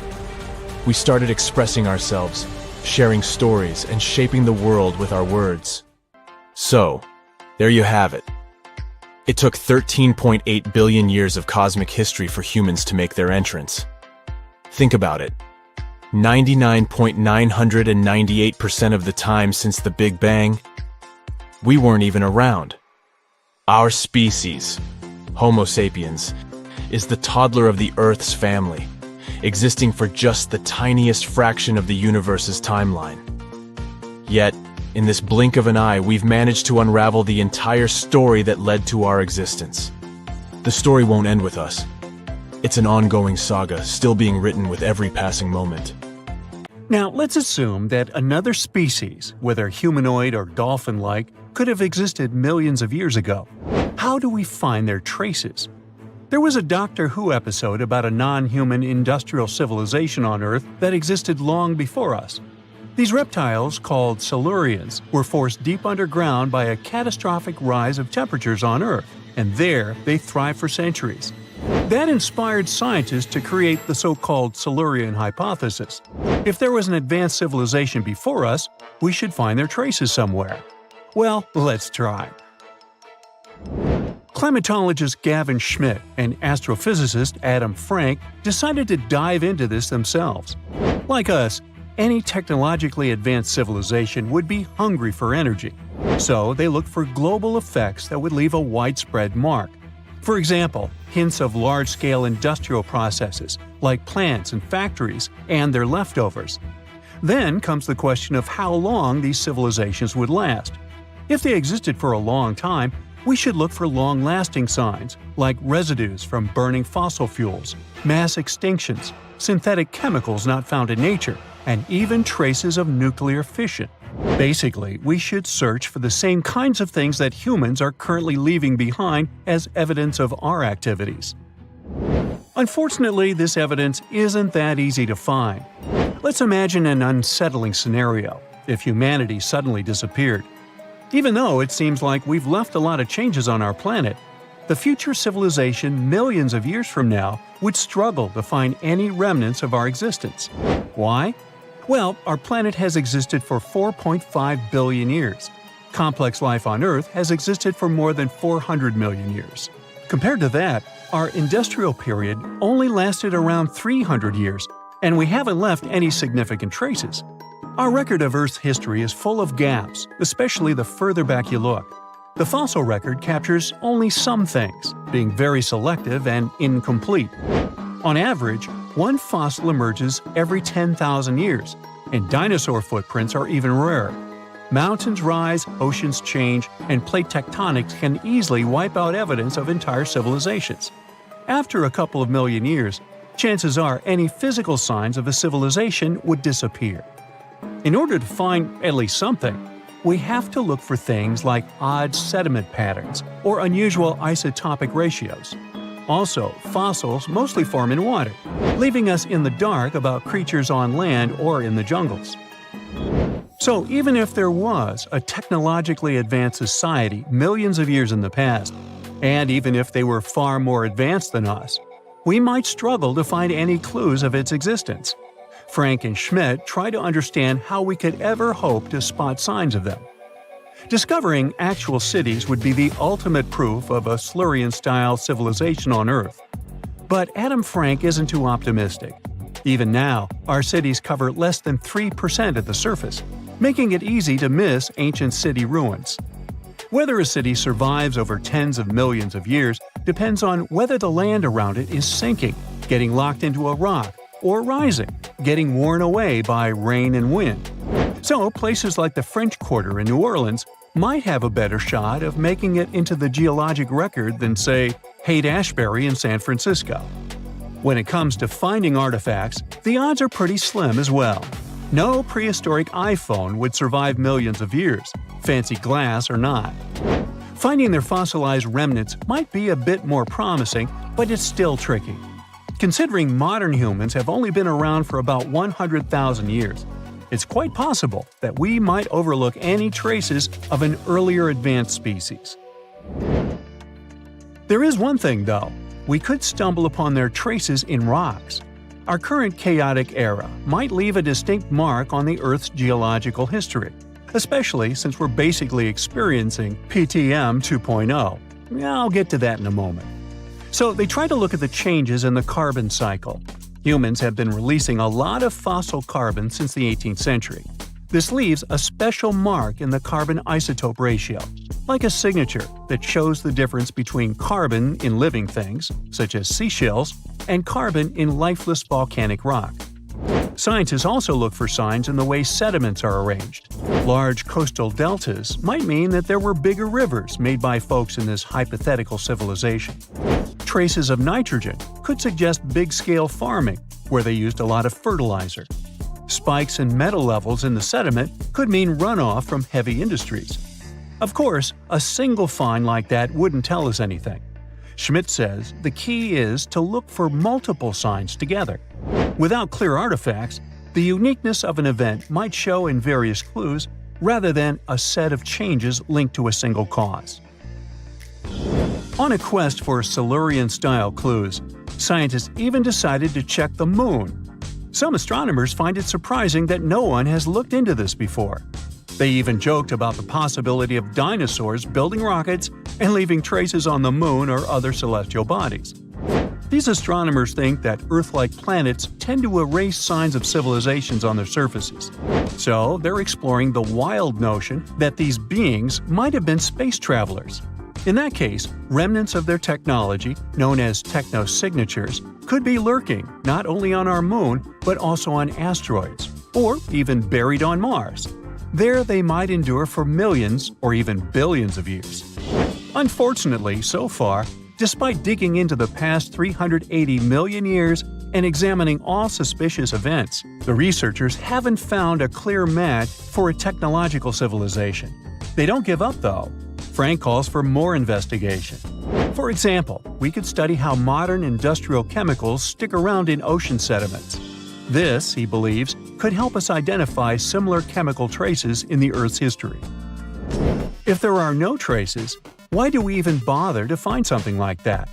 This research is based on Schmidt and Frank's recent papers. They were delving into the Anthropocene. It's the proposed epoch, dominated by human activities on Earth. It's full of these things called hyperthermals. They're prehistoric events when temperatures on Earth sharply increased over a relatively short time. They're like extreme heat waves from the past. A great example of this is the Paleocene-Eocene thermal maximum, or PETM for short. It happened around 55.5 million years ago and saw a rapid rise in global temperatures. Over 200,000 years, the average temperature on Earth jumped from about 9 to 14 degrees Fahrenheit. We studied these hyperthermals to understand how they occurred, from natural causes or human activities.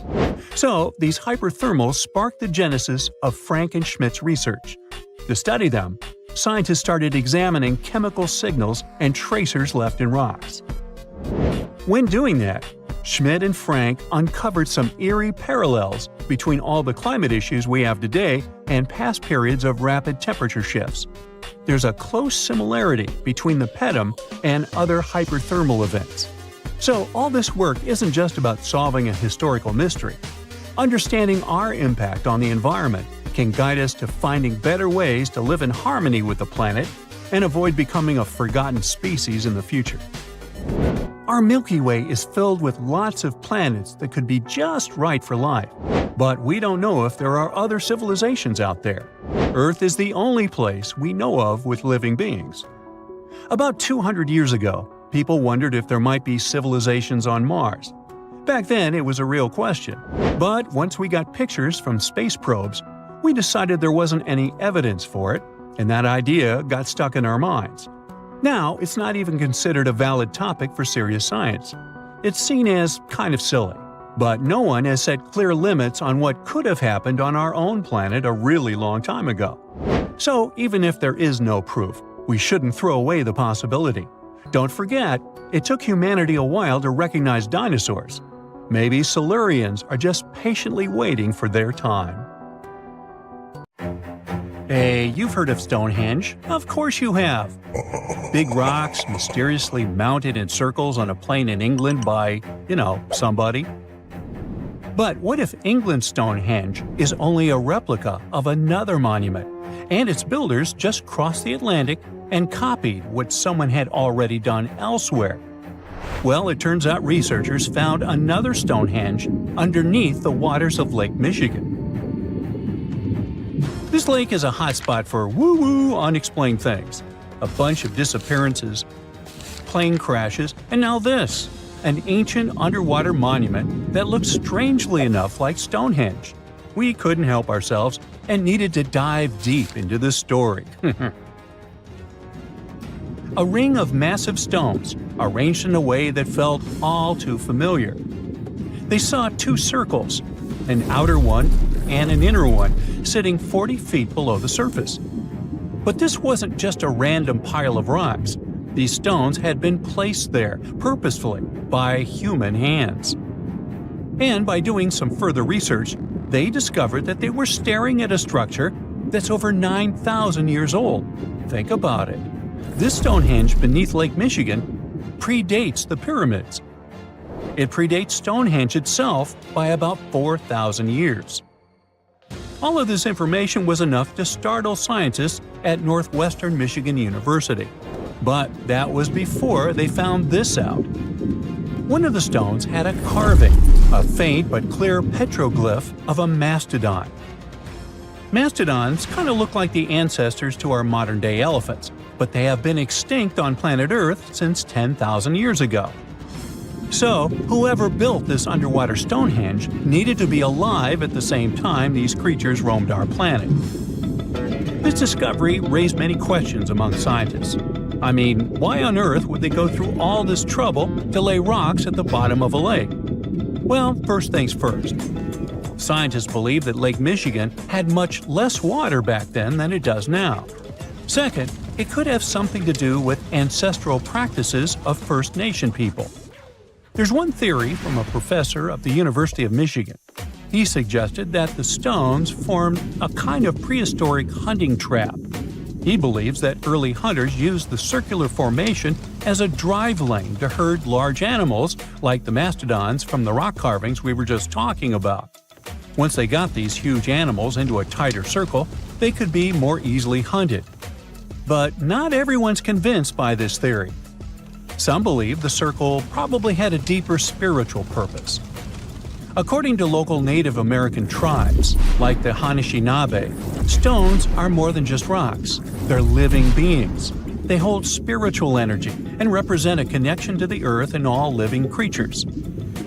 An elder from the Anishinaabe community even suggested that these stones are sacred, placed there by their ancestors to honor the land and its creatures. Scientists are trying to study the stone formation in depth, like about 40 feet.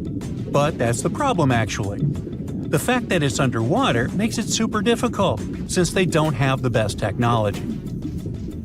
Traditional archaeological tools don't work as well when everything is submerged, but promising new technologies like stereophotogrammetry, which literally means making 3D models of a site, are helping scientists study the stone circle more closely. Still, research is slow and expensive, so it's hard to know when this mystery will come to a close. As we said, Lake Michigan is a hot spot for unexplained phenomena. Its lakebed is filled with shipwrecks, such as the Thomas Hume, a sturdy American schooner. It also collects debris from airplanes that have suddenly gone missing while flying the area, such as Northwest Airlines Flight 2501 that disappeared in the 1950s. Some people even call the area the Lake Michigan Triangle, suggesting paranormal activities like what happens in the Bermuda Triangle might be going on. The lake spans over 22,000 square miles, which means it's almost two-thirds the size of the country of Ireland. In 2024, scientists were able to access another one of Lake Michigan's mysteries, the wreck of the Margaret A. Muir schooner. This 130-foot-long sailing ship sank over 130 years ago. The discovery was announced just recently by the Wisconsin Underwater Archaeological Association, the WUAA, whose team found the shipwreck sitting 50 feet below the surface just off the shores of Algoma, Wisconsin. Built in 1872, the Margaret A. Muir was a three-masted schooner built to carry heavy cargo across the Great Lakes. Her final voyage started out as a routine trip. Loaded with bulk salt, the ship left Bay City, Michigan, heading for South Chicago, Illinois. But on September 30th, 1893, things took a bad turn. Just as the Muir approached the town of Annapolis, now known as Algoma, a sudden storm hit. The ship began taking on water fast. The captain of the boat ordered his crew to abandon ship, and thankfully, they all made it to shore safely. For more than a century, the wreck sat undisturbed on the lakebed, its location a mystery. But thanks to a combination of historical research and high-resolution sonar, WUAA searchers finally found her in May of last year. The wreck is remarkably well preserved, with parts of the deck and gear still visible. Well, just a few lakes over to the left, researchers uncovered another impressive thing. At the bottom of Lake Mendota, near Madison, Wisconsin, researchers found 11 ancient canoes. They believe the oldest of the canoes dates all the way back to 2500 BCE. Now, if you don't get why that's important, it's because you're thinking with today's head. If in a classic Midwest highway you see a bunch of pickups, then back in the ancient days you see only canoes. They were the main mode of transportation for indigenous cultures. They were used to fish in deep waters, trade goods, and travel long distances. The reason why scientists were so excited with its discovery is because they had never found any proof of what canoes were being used for in this region back then. And to understand the local cultures that inhabited the area during this time period, they needed to have some information on that. This exciting discovery was announced by the Wisconsin Historical Society in May 2024. The first canoe, which they believe is around 1,200 years old, was pulled from the lake in 2021. Then a second one was dug up in 2022. And now divers have found at least 11 more canoes along what would have been an ancient shoreline, long since submerged. One theory is that these canoes were intentionally sunk to keep them from freezing or warping in winter. It's possible people stored them in the same spot for generations. Or maybe this is just a small part of a much bigger settlement. Historians do believe there could be an ancient village hidden under the water of the lake. Divers have already found stone tools, like net sinkers used for fishing, but the village itself hasn't been located yet. Truth is, while the Great Lakes often steal all the thunder, scientists point out that smaller lakes like Mendota have stories too. The Wisconsin Historical Society is working closely with Native nations to piece together more about the lake's history. You'll need to believe me when I say there is a third Stonehenge, all the way under the waters of Lake Constance, Switzerland. I mean, think of it like Stonehenge's cousin. Archaeologists began to discover this back in 2015, when they found a line of 170 man-made stone cairns under the lake. Scientists say this was most likely the work of several villages, and that the cairn site was probably used for some collective purpose because, well, the formations are huge. Some of them are several dozen feet wide, and they can build up to 6 feet. The most amazing discovery so far is that the site dates back to around 5,500 years ago. So around the time the original Stonehenge was being built. Some of the facts that link them together are their construction dates, as well as the distinct characteristic of stone monuments built in a circular format. Scientists don't know much about this site yet, but hey, I see a pattern manifested all over the world, don't you? Before we get into the reason why and how there are pyramids all around the world, let's talk about some of the examples. I'll start with the Pyramid of the Sun in Mexico. These folks really knew how to build a city. Their well-planned urban center spanned over 7 square miles and boasted several pyramids. But the Pyramid of the Sun is the most impressive. This giant pyramid was built way back in 100 CE and is one of the biggest structures of its kind in the whole Western Hemisphere. It's so big that it's 216 feet high above the ground. If you ever find yourself in this ancient city, you won't be able to miss the Pyramid of the Sun. It's right there on the east side of the Avenue of the Dead, the city's main north-south street. To build this incredible pyramid, around 1 million cubic yards of material were used, including a special kind of red volcanic rock called hued tezontle. Impressive, huh?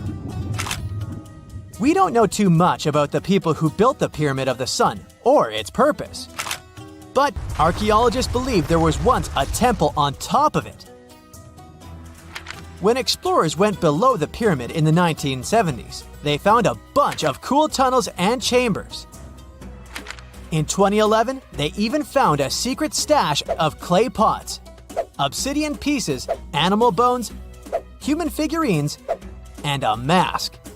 Who knows what other secrets the pyramid is hiding? If you decide to see this one, you must climb the pyramid using the 248 uneven steps on the west side. Watch your step. Sudan got some pyramids too. Nubian pyramids aren't as big as the ones in Egypt, but they still got around 200 of them. These ancient pyramids have been home to the tombs of the pharaohs of the Meroitic Kingdom for almost 1,000 years, who ruled Egypt from Nubia to the Mediterranean Sea. The pyramids at Meroe were constructed using granite and reddish sandstone. Oh, and did you know that Sudan has more ancient pyramids than Egypt? The Kushite pyramids depict the indigenous architecture and burial traditions of Nubia's Napata and Meroe kingdoms, which ancient Egypt influenced. Meroe, the burial site of over 40 queens and kings, is the most extensive Nubian pyramid site. The tomb walls depict mummified royals bedecked in jewelry, their wooden caskets containing bows, quivers of arrows, and other artifacts pointing to the Meroitic relationship and trade with Egyptian and Greek civilizations. So if you're looking for some ancient tombs to explore, you may consider skipping the crowds in Egypt and heading on down to Sudan.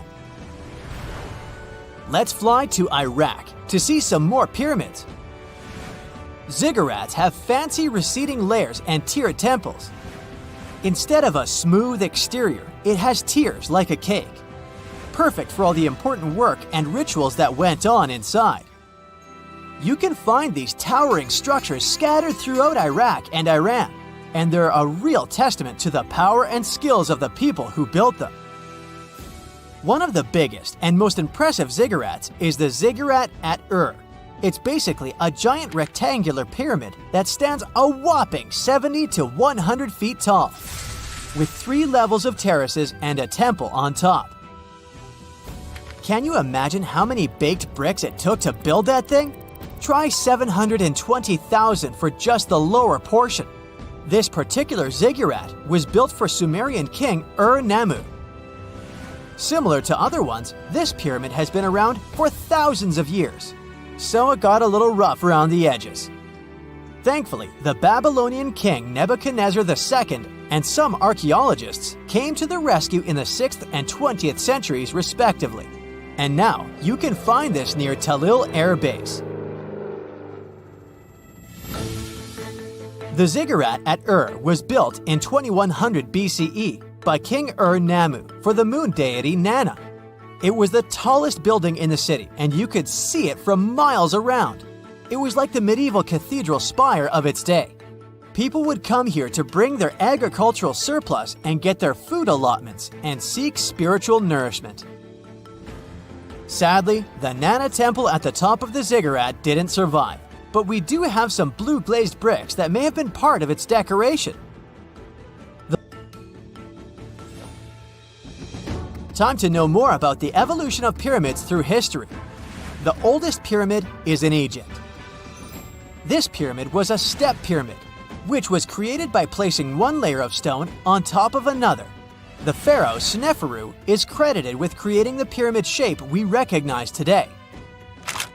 During his 45-year reign, he built 3 pyramids. His first 2 attempts failed, but he finally got it right with the Red Pyramid, which is considered the first true pyramid.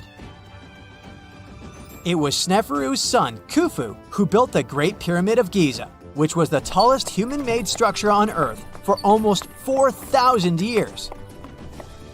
Latin American pyramids are similar to early Egyptian step pyramids, but they were built independently, with no knowledge of each other. The pyramids in Sudan were built around 700 BCE and are tall but much narrower than those in Egypt. How in the world did all these civilizations build these things without even texting each other? After all, the Aztecs, Mayans, and ancient Egyptians were about as different as possible. But despite their cultural differences, they all seem to agree on one thing: pyramids were pretty cool. Step pyramids are all around the world because they were the most feasible and stable way to build large and tall structures without access to lighter building materials like wood and metal. The triangular form with a square base is the best way to build a sturdy structure, and having a cube structure would require more material for less height. Now, when it comes to pyramid design, the Egyptian pyramids were like giant triangles with a square base, smooth sides, and a pointy top. On the other hand, the Aztecs and Mayans went for a tiered cake look, with steps leading up to a flat platform on top. So, while all these pyramids share the same basic shape, they have their own unique flair. Each group built its pyramids using different materials, techniques, and slope angles. So while they may have been inspired by each other's work occasionally, they were just doing their own thing. Egyptian pyramids had smooth, angled sides that were designed to help the pharaoh's soul ascend to heaven. The Pyramid of the Sun was built over a series of caves that served as a passageway for the deities. The Maya built the temple of Kukulkan in Chichen Itza to honor the deity Kukulkan, usually represented by a serpent. Nicknamed El Castillo, it has 91 steps on each side, plus a platform. That's 365 steps, one for each day of the Mayan calendar. Tell me, Brightsiders, how were pyramids built? To begin with, humans made them, not a foreign race from space that landed on Earth. You see, one thing that all pyramids have in common is that they were built without advanced tools or even the wheel. It took a lot of people to build them, including skilled laborers and architects. For example, it's estimated that 20,000 people built the Great Pyramid of Giza, and it's believed that most of them were skilled laborers. Building pyramids was a massive undertaking that required years of planning and effort. The Great Pyramid at Cholula, Mexico, took 600 years to complete. You're walking down the street. You see a strange-looking antique shop called Ageless Trinkets of Mr. Bright. You're curious, so you enter there. You take a look at all the weird stuff. Suddenly, an old folded parchment paper catches your attention. It's a world map, but something's off with it. Instead of showing the countries as you know them, it shows the locations of 4 mythical lost worlds and civilizations. Mr. Bright, the shop owner, comes next to you after realizing your shock.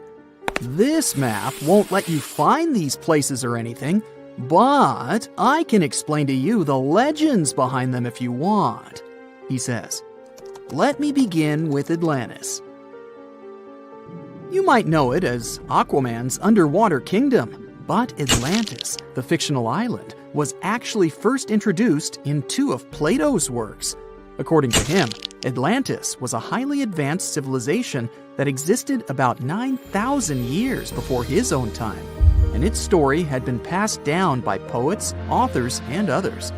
He wrote about Atlantis and its citizens to give a moral lesson and to teach about the dangers of arrogance, as well as the eventual downfall of those who are after too much power. In his dialogues, Plato stated that Atlantis was a great and powerful empire that was respected in all parts of the world.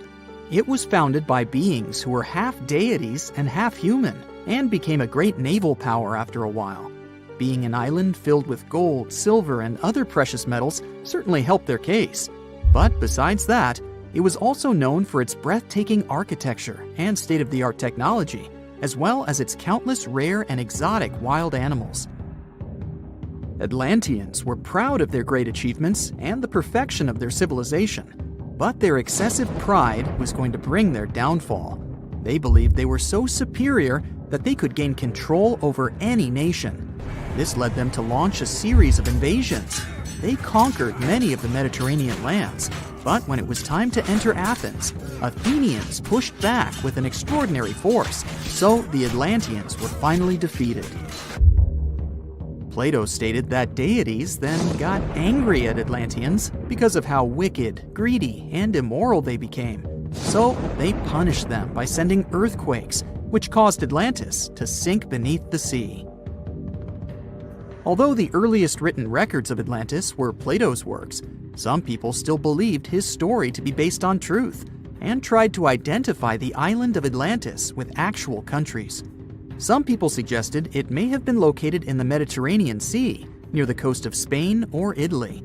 Others thought it may have been located in the Caribbean, off the coast of Central or South America, but there was no solid evidence to support any of these claims. One theory, in particular, seemed more plausible than the others, though. Located in the Aegean Sea, the island of Santorini was the home of a highly advanced Minoan society. However, due to a huge volcanic eruption, it was destroyed about 3,600 years ago, causing the Minoan civilization to suddenly disappear. These similarities between the fictional Atlanteans and the historical Minoans made Santorini a good candidate for the speculations. Yet again, there were still major flaws with it, such as how the time when Plato said Atlantis was destroyed doesn't coincide with the time of Santorini's eruption. So Atlantis still continues to be regarded as nothing more than a popular legend in the scientific world. Now, let's move toward the northeast direction on the map, Mr. Bright says. According to Celtic Breton mythology, there once was a magnificent city called Ys, also known as Caris, that towered over Douarnenez Bay in France's Brittany region. It was the most wealthy city in the entire Atlantic. It was especially famous for its beautiful gardens and buildings, and its citizens were all living comfortably and happily there. Dahut, who was King Bradlon's daughter in Breton legends and literature, had a deep love for the sea. She begged her father to build a city at the edge of the sea, and that is how the city of Ys was established. Little did she know that she would be the one responsible for the destruction of her father's beloved gift. You see, since the city was surrounded by the sea, it needed to be protected by a dike equipped with floodgates, and these gates could only be opened at low tide. And the only one who had the keys to these gates was the king himself. One day, a handsome red knight arrived at the city, but couldn't pass the gates. Dahut was so taken by him that she wanted to let him in. She knew that her father was the keeper of the only key to the city, so she sneaked into his room and stole it from him. Then she gave it to the Red Knight so that he could enter the city and they could be together. However, the Red Knight turned out to be the Prince of Darkness, and he intentionally left the gate open to the raging sea. The waves soon swallowed all of Ys. King Gradlon was able to escape on his magical horse, but Dahut couldn't. She turned into an evil mermaid who lured sailors into the sea. Today, if you go to Quimper, a city in Brittany, northwest France, you can find the statue of King Gradlon riding on his horse. Although the city of Ys is a legend, Brittany coast locals believe that on the days when the waters are calm, you can still hear the tolls of the city bells deep under the sea, if you listen carefully. Mr. Bright then points at the Indian Ocean on the map and says, "Now, have you heard about Lemuria?" Back in the mid-1800s, a few scientists suggested that there was once a continent that existed in the Indian Ocean, somewhere close to the south of modern-day Sri Lanka. The first one to popularize this theory was the British lawyer and zoologist Philip Lutley Sclater. In his paper, The Mammals of Madagascar, he stated that he found lemur fossils in India, and not in Africa. However, this discovery was extremely shocking to him because of the fact that lemurs' original homeland, Madagascar, is much closer to Africa.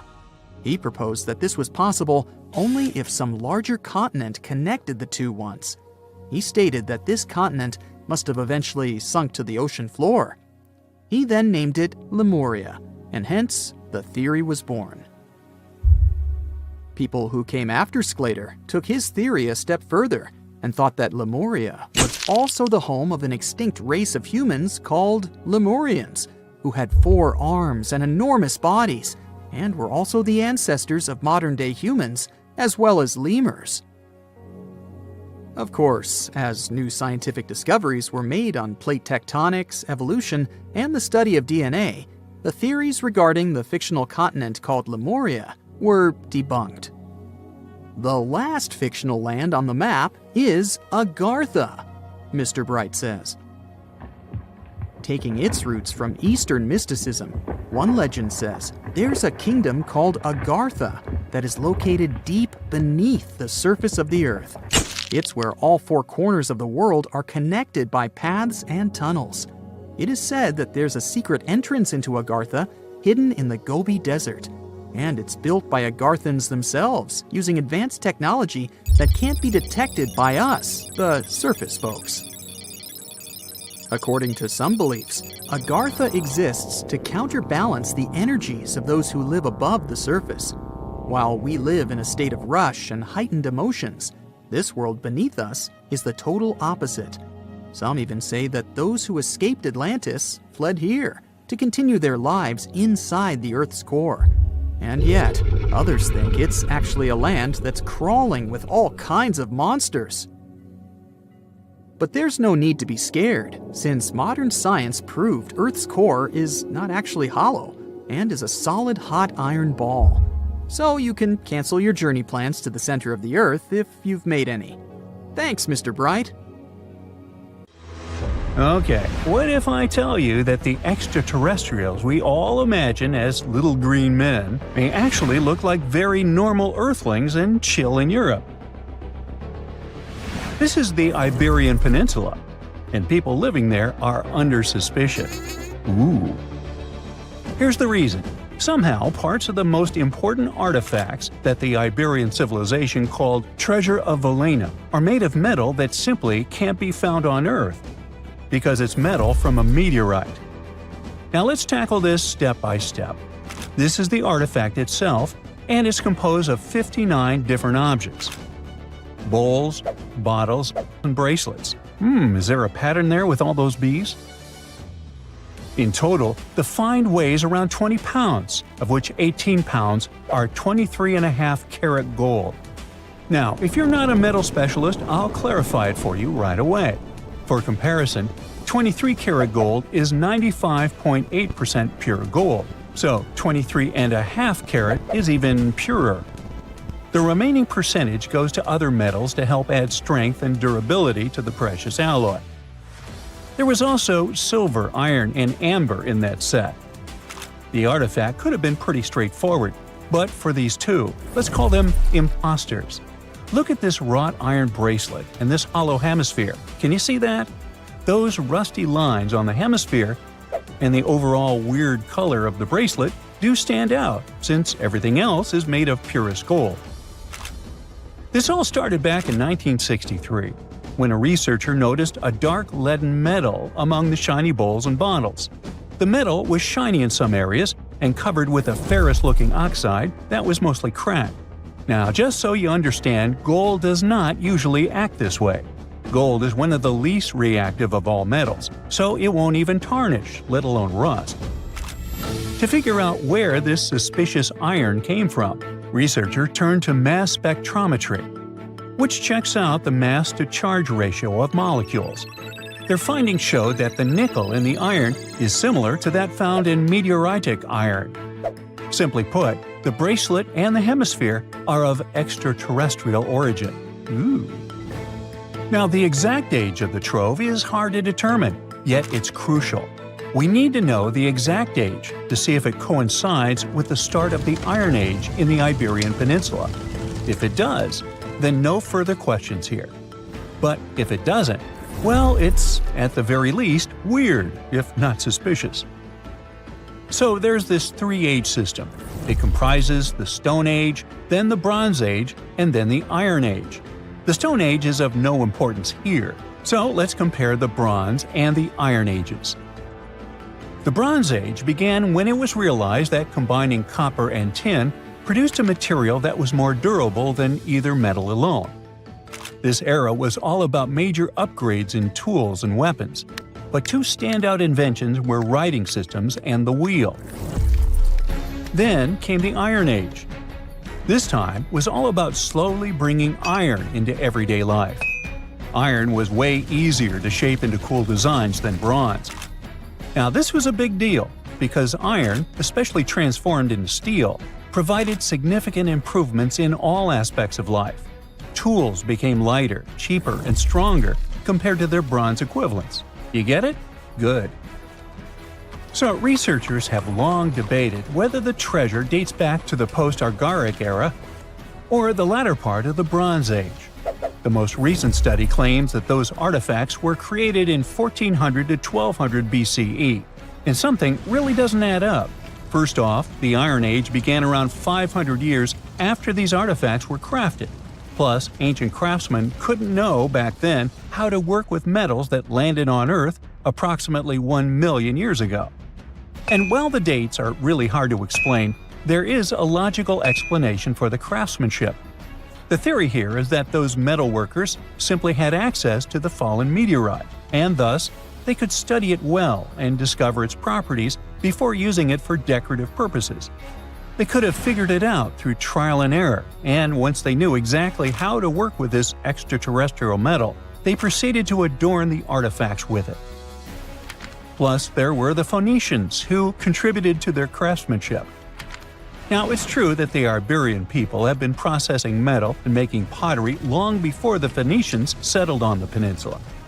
But the arrival of new metalworking techniques and the introduction of the potter's wheel enabled them to produce better quality goods much faster than before. So, we figured out the extraterrestrial origins of the Iberian artifacts. But guess what? This area is still under suspicion. The reason for that is the language they spoke. You see, for most modern languages people use today, there will always be some proto-language. Say for Italian, Spanish, and French, it's Latin, hence their similarities. But wait, Iberian was largely spoken where modern Spain is, so why isn't Spanish similar to it? Well, the truth is, no language today is similar to the Iberian. Maybe only the Basque language, but it's because of some similarities found in their numerical systems. Basque is classified as a language isolate, or simply unrelated to any other known languages, and the only language isolate in Europe. The Iberian language is unclassified. While the scripts written in it have been deciphered to various extents, the language itself remains largely unknown. And look at the alphabet the Iberians had. Looks like it doesn't really belong to our planet. But hold up, this one might be a bit of a stretch. When the Phoenicians came to the peninsula, they brought along their alphabet to the Iberians.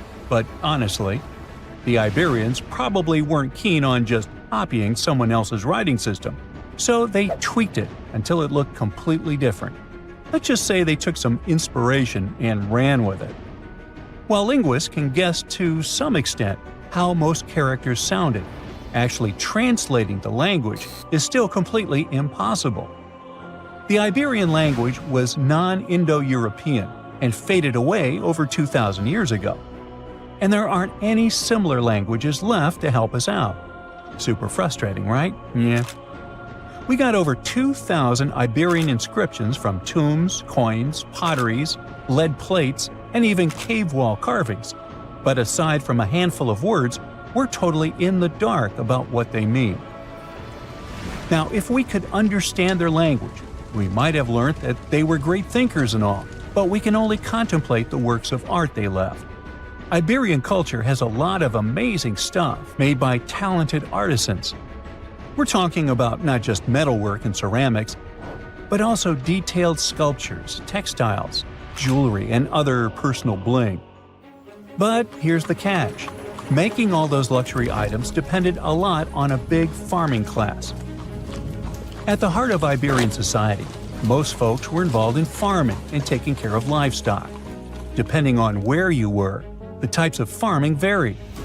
For example, up in the north, they were all about growing grains, while down in Valencia, they focused on producing olive oil and other agricultural aspects.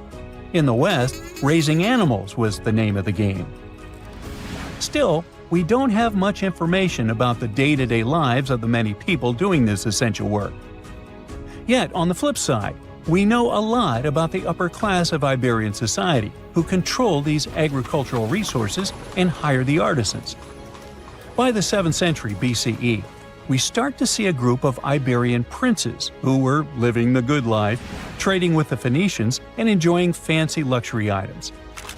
You can spot this elite class in their burial practices.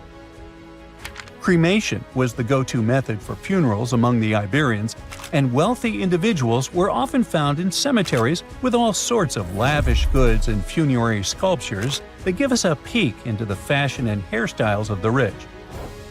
Interestingly, starting in the 6th century BCE, there was a noticeable drop in the number of recognizable burials, which suggests that these elaborate funeral customs became more exclusive to a small elite. Meanwhile, the fate of the majority, farmers, artisans, soldiers, and laborers, who made up a big chunk of the population, remains a bit of a mystery. It used to be a pretty advanced civilization, but it vanished without a trace. Researchers think it could have been due to some massive earthquake, but so far, we don't know for sure. Wow! Scientists have found a lost city beneath Egypt's pyramids, and it's incredibly large, bigger than the biggest target you can imagine. Underground chambers, passageways, and vertical structures. Scientists have no idea what purposes they serve. But let's start from the very beginning. Italian and Scottish scientists studying the Pyramid of Khafra discovered something that looked like secret tunnels under 3 pyramids. This find might change what we know about ancient Egypt. The expedition, called the Khafra Project, was led by Corrado Malunga from Pisa, Italy, and Filippo Biondi from the University of Strathclyde, Scotland. Their mission was to focus on exploring Khafra's pyramid, the second largest on the Giza Plateau. Scientists uncovered a massive structure beneath the Pyramid of Khafra. Could it be an ancient Egyptian underground city? The experts analyzed the data they had and came to the conclusion that 8 large vertical structures could be hiding beneath, possibly wells or shafts. They extend a staggering 6,500 feet across. Imagine placing 2.5 Burj Khalifas on the ground, one after another, and you get the sheer size of this find. These shafts also plunge nearly 2,000 feet underground. Some of the deepest underground stations in the world are located at a mere 380 feet underground or so. These cylindrical shafts are surrounded by spiral paths. Picture some old Gothic castle. They're connected to 2 giant, weirdly shaped chambers. Are those cubes? Or possibly bowls? Each of these chambers is likely more than 260 feet across. Now, even though we know about the structures now, no one has figured out their original purpose yet. Want to hear something even more shocking? Okay then, the team is almost sure that similar access points can be found under all 3 pyramids. In other words, all of them might be linked by a hidden system of underground tunnels, chambers, and passages. Even deeper, about 4,000 feet under the surface, there might be more unknown structures. And doesn't it add to the mystery? But the coolest news is that, according to some team members, these hidden structures near Giza pyramids could align with the legendary Halls of Amenti. In ancient Egyptian mythology, it's a place where people are believed to arrive when they're close to the end of their days. There, they are said to take a 3-day-long trial, facing their biggest fears. Now, how did scientists even discover these hidden spaces? To uncover them, researchers used 2 satellites positioned 420 miles above Earth. They sent radar signals to the Giza Plateau, and these signals generated detailed images, which were later compiled into a 3D model of the underground layout, including the newly detected shafts. Then, using synthetic aperture radar or SAR technology, which is a type of radar that can penetrate through stone, the team also spotted 5 small room-like structures hidden deep within the pyramid. One of these chambers contained a sarcophagus, which was once thought to be the tomb of Pharaoh Khafra. But now, scientists believe this was a mistake. The true burial site is likely to be elsewhere. In any case, these 5 hidden rooms were completely unknown before the scans. They seem to be arranged in the center of the pyramid and are linked to underground pathways leading somewhere below the structure. There's an opinion that these tunnels could lead to more hidden chambers and wells. Some of them might be around 4,500 years old. Wow, what if they help us solve ancient civilization mysteries? Preliminary data suggests that all this underground space can be much more than a few empty chambers. There might be many more hidden structures near the Giza pyramids. How come? Well, the thing is, the structure appears to include hollowed-out sections with spiral pathways leading even deeper underground. Refining the images hinting at this could reveal an extensive subterranean network. It might be a whole city hidden under the surface. Now, despite the excitement surrounding these findings, there are also a lot of people who don't believe in the existence of the underground city. They're skeptical about the archaeological discovery in Egypt due to the lack of peer-reviewed verification. That's why several archaeologists and radar experts have challenged the validity of the claims. They've explained that the technology used to make the discovery may not be advanced enough to produce such detailed underground imagery. According to them, The 5 smaller chambers found near the surface could be natural formations, since the area had had sacred significance long before the construction of the pyramids. Some experts have even dismissed the use of radar methods in this context altogether. They call these methods scientifically unproven and question their accuracy. The discovery has also reignited discussions about ancient Egyptian myths and the possibility of hidden texts lying somewhere beneath the Giza pyramids. The layout of the newly detected underground chambers shares similarities with mythological accounts of the Hall of Records, a rumored chamber that could preserve early Egyptian wisdom. If confirmed, these findings could significantly reshape the understanding of Egypt's sacred topography. Plus, this lost city beneath Egypt's pyramid could become physical evidence of previously unknown underground structures. That's why the Khafra project is super eager to begin excavating to confirm their findings. But getting approval from Egyptian authorities is a challenging process. The discoveries still need to undergo peer review before they are accepted by the academic community. By the way, this recent archaeological discovery in Egypt comes on the heels of another discovery involving a weird structure beneath the Royal Giza Cemetery, which researchers believe is unnatural in origin. Archaeologists used remote sensing techniques and uncovered a mysterious L-shaped structure underground in the Western Cemetery of Giza. This area is known to house burials of royal family members and high-ranking officials. Many of the tombs in the cemetery have above-ground mastabas, rectangular stone or mud brick structures with flat roofs. But there is an area in the center of the cemetery where there are no above-ground structures. To investigate this unexplored region, the team used electrical resistive tomography and ground-penetrating radar. ERT works by sending electrical currents into the ground and measuring the resistance to detect remains. As for GPR, it sends radar into the ground and maps the structures based on the radar's return. The team found an anomaly about 6.5 feet beneath the surface. It appeared to be an L-shaped structure measuring at least 33 feet in length. The readings suggested that the structure had been backfilled with sand after its construction. This made the team hypothesize that it could be a mix of sand and gravel, or possibly an air void. This anomaly was classified as a highly resistive structure, which meant it didn't occur naturally. Motoyuki Sato, the study's lead author and professor at Tohoku University in Japan, claims that the structure is not a natural formation due to its sharp shape. Another weird thing about ancient Egyptian pyramids is that historians have long believed that they were built primarily for royals and high-status individuals who had the wealth and power to create such massive structures. However, new research from the archaeological site of Tombos in modern-day Sudan challenges this assumption. The thing is, Tombos' pyramid may have served as burial sites for low-status workers as well as elites. The hard-working members of ancient communities may have found their last resting place in some of the most visible monuments, including the pyramids. Located along the Nile River in the ancient region of Nubia, Tombos became part of Egypt after its conquest of the area around 1400 BCE. That's when Egypt established the site to strengthen its colonial control. Workers at Tombos built pyramids, but those were much more modest than the famous pyramids of Giza.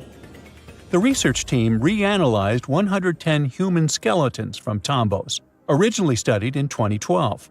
In particular, they examined the entheses, the areas where tendons and ligaments attach to bones. Such an analysis can give us insights into the amount of physical labor a person performed. When someone does hard labor, their bones often develop distinct crests and ridges at these attachment points due to the stress on the tendons and ligaments. And while some skeletons showed little change in their entheses, suggesting they belonged to individuals from the upper classes, others showed more serious changes. It means they belong to lower-class workers. This finding can totally challenge our earlier understanding of pyramid burials, especially the idea that only elites were buried in the pyramids, because the pyramids themselves were designed for the elite. This recent research may prove that lower-class workers may have found their final resting place in these monumental structures too. Egyptologists have been digging around every inch of the Great Pyramid for ages. Yet somehow, they overlooked this stunning pink granite bathtub buried a few miles next to it. And here's the deal. This mysterious oval tube lying next to the Khufu pyramid for years may provide evidence that the Egyptians built the pyramids not only for monumental purposes, but also to generate electricity, experimenting with it long before Alessandro Volta and Thomas Edison. The Giza Plateau is famous for its three pyramids, Khufu, Khafre, and Menkaure. But there are also two smaller foundations next to them, the unfinished North Pyramid of Zayat el-Aryan and the Layer Pyramid. Some researchers say these buildings were never finished, while others think they were destroyed for more mysterious reasons. One of these reasons might have to do with the original usage of the Giza pyramids, the idea that they were used as an electricity generator.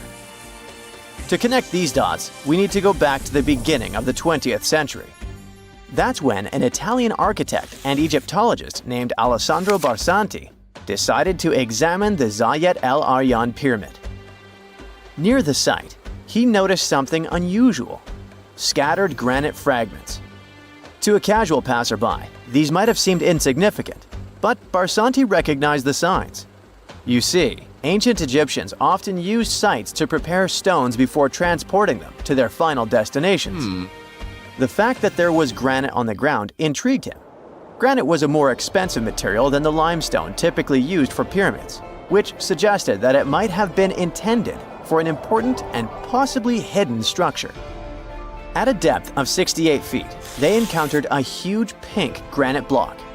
He kept going with the excavations, and they revealed ancient inscriptions carved into the stones. They sent the drawing to experts, but no one could decipher what they meant. Were they instruction sets to something? That's when Barsanti made his biggest discovery. He found an oval-shaped vat carved from pink granite and polished to a mirror-like finish. The thing is, the vat had been carefully sealed. When they opened it, they found a thin black residue along the walls. I'm thinking something in the lines of a black oily substance. This discovery raised many questions for him. It didn't make sense to him that ancient Egyptians would go above and beyond to seal and protect this strange vat. By 1911, Barsanti had to abandon his effort to figure out what was the deal with that mysterious pit. But his findings intrigued researchers all over the world, and they've got their own opinions about it. One of these modern theories suggests that the other pyramids could have been used as a part of a bigger whole. It suggests that the Khufu pyramid was actually used as a water pump designed to irrigate the desert area. Apparently, the pyramid's internal chambers would function as a hydraulic system. In the 1990s, an engineer took this theory seriously and studied the pyramid's subterranean chamber. Surprisingly, he found actual signs of water damage. Apparently, the pyramid generated powerful compression waves, aka pulses, that could create electricity.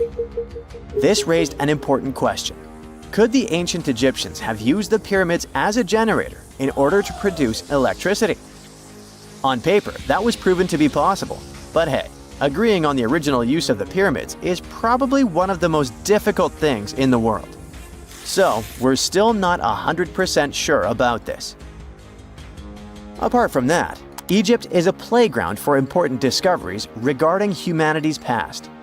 I mean, scientists have just discovered what looks like a cosmic command center, similar to that room from the Doctor Strange movies. They discovered an L-shaped astronomical observatory, measuring around 9,000 square feet, dating back to the 6th century BCE. Definitely the first and largest of its kind from that era. The mud brick structure housed tools used for calculating dates related to ancient Egyptian rites, royal coronations, and agricultural plans. This observatory is located in the archaeological site known as the Temple of Phuto, just 50 miles east of Alexandria. It's pretty impressive. The structure was designed so that you'd get inside the room through an east-facing entrance. This way, you'd get to see the sunrise. Once inside, you'd find a pretty huge shadow clock, used to tell time by tracking the movement of shadows inside the room. This variant of a sundial clock was nearly 16 feet long. That was quite an exciting discovery. Another interesting one was that scientists and Egyptologists have discovered the first ever pregnant mummy. Now, even if we know quite a lot about mummification processes, we keep making discoveries that open new doors into the lives of ancient Egyptians. It took so long for someone to find out this mummy was expecting at the time she was embalmed because she was placed in a male's coffin. More specifically, a male priest.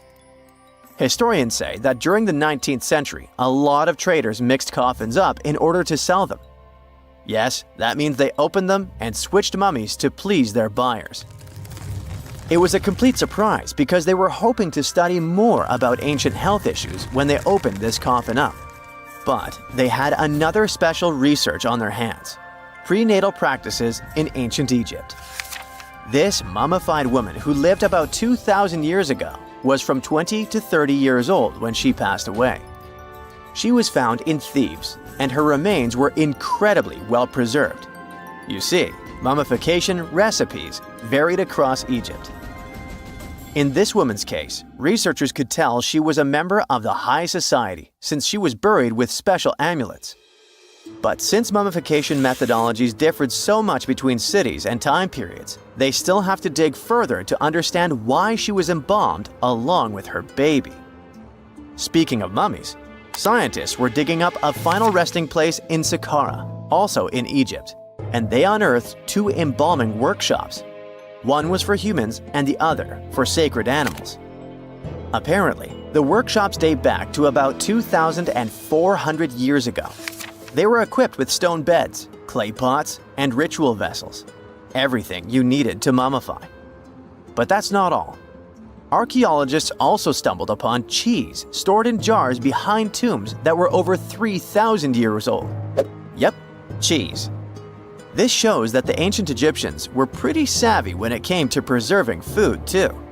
They knew how to store stuff for the long haul, not just the mummies. It really shows how they applied their preservation skills to both food and bodies, giving us a glimpse into their impressive technological know-how. Scientists have also found one of Egypt's oldest complete mummies, and to their surprise, it was completely covered in gold. You see, Egyptian mummies covered in gold are already a rare thing, but they weren't expecting it to be the oldest one ever found.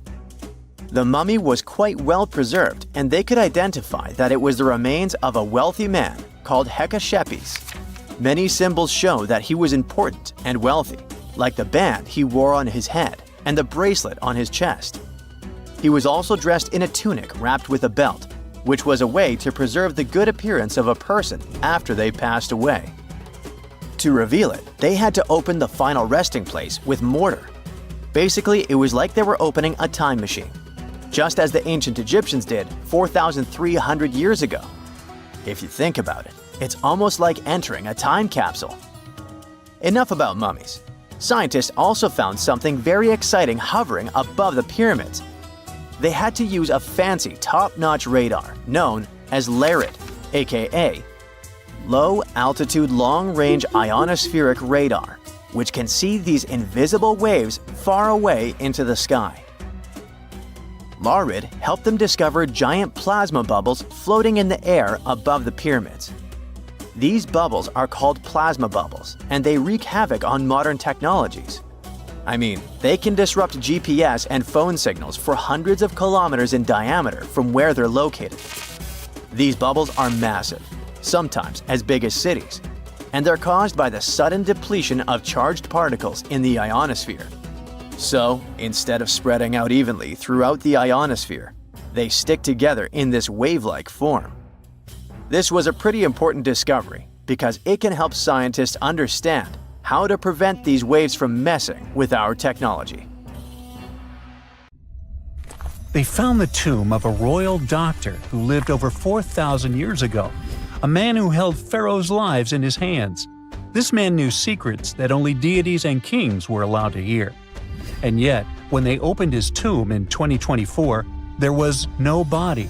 just vivid paintings, untouched by time, and cryptic symbols carved into stone. Who was he, and why was he buried with spells linked to a scorpion deity? The tomb was buried deep beneath the sands of Saqqara. The doctor's name was Tete Nebefu. He lived around 4,100 years ago, during one of Egypt's most mysterious turning points, right at the edge of glory and collapse. These were the final days of Egypt's Old Kingdom. The sun still glinted off freshly built pyramids, but the shadows were already creeping in.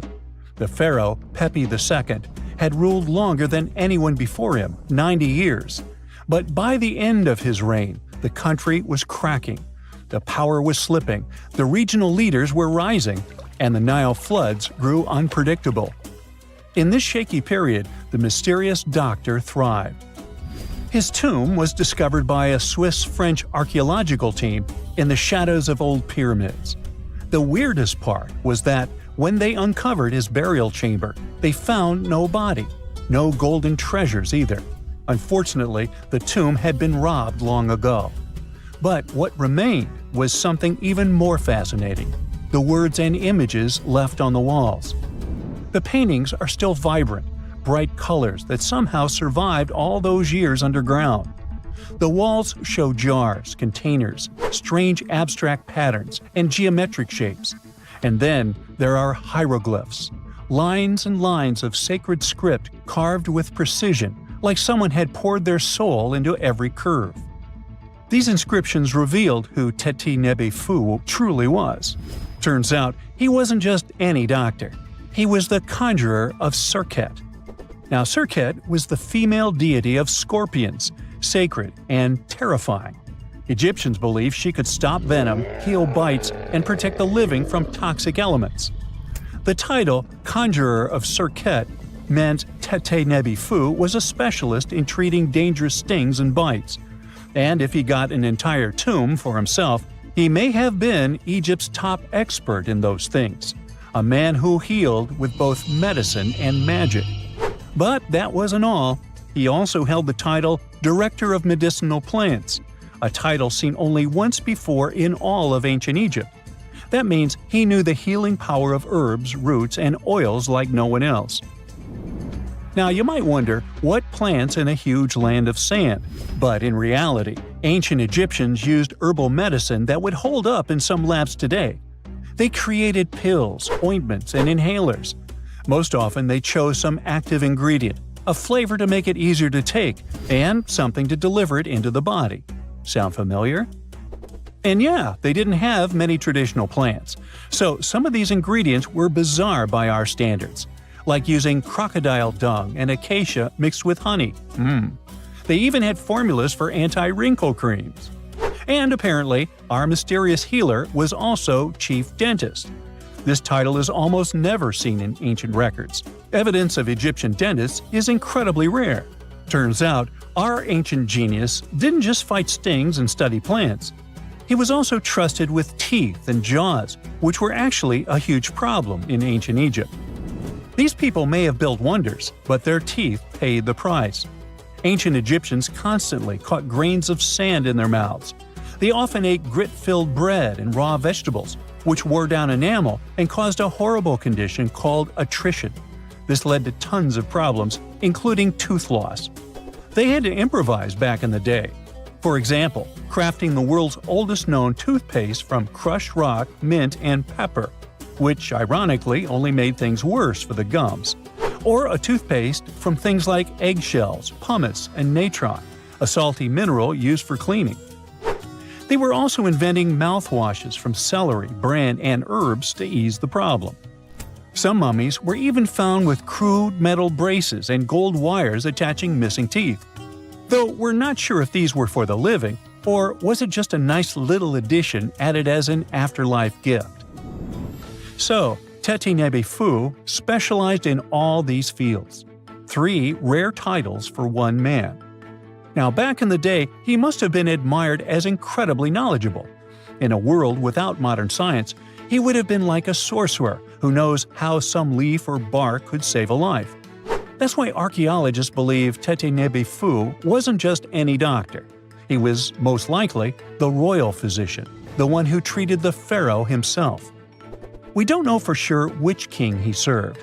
Maybe it was Pepi II, and who knows, maybe that's why the guy lived so long. But if that was the case, Tete Nebi Fu may have lived through the final moments of the Old Kingdom, watching the Golden Age crumble from inside the palace walls. And then he was buried. The body was looted, or perhaps just lost to time. But the team says they're still studying the tomb, still uncovering the traces of this incredible man. Overall, ancient Egyptians were practicing medicine on a crazy advanced level.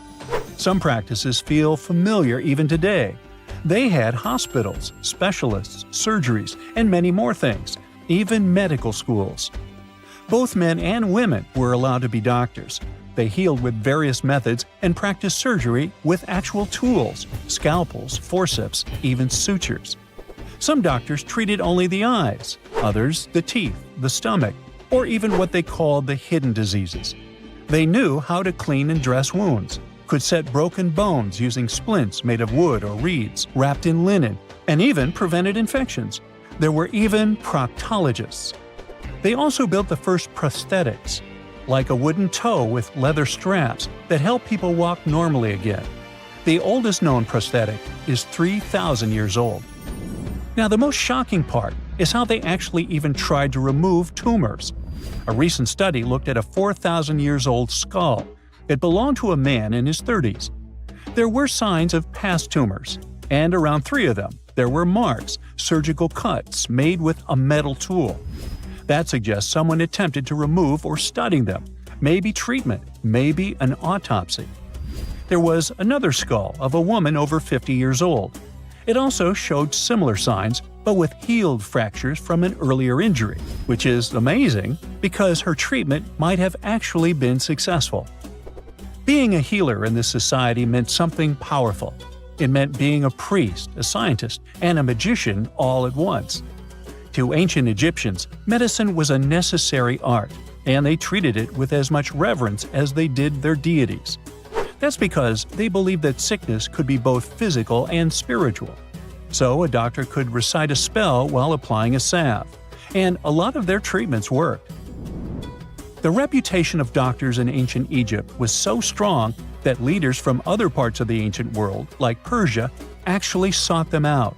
Even Homer, the Greek poet, once said the Egyptians were the most skilled healers of all. Of course, their understanding of the human body wasn't perfect. For example, they thought the heart controlled thought and emotion. They also didn't know what the brain really did. But their approach, observe symptoms, diagnose, and treat, well, that's modern medicine. Sure, they prayed over the wound, but they also healed it, didn't they? Their most famous physician was Imhotep.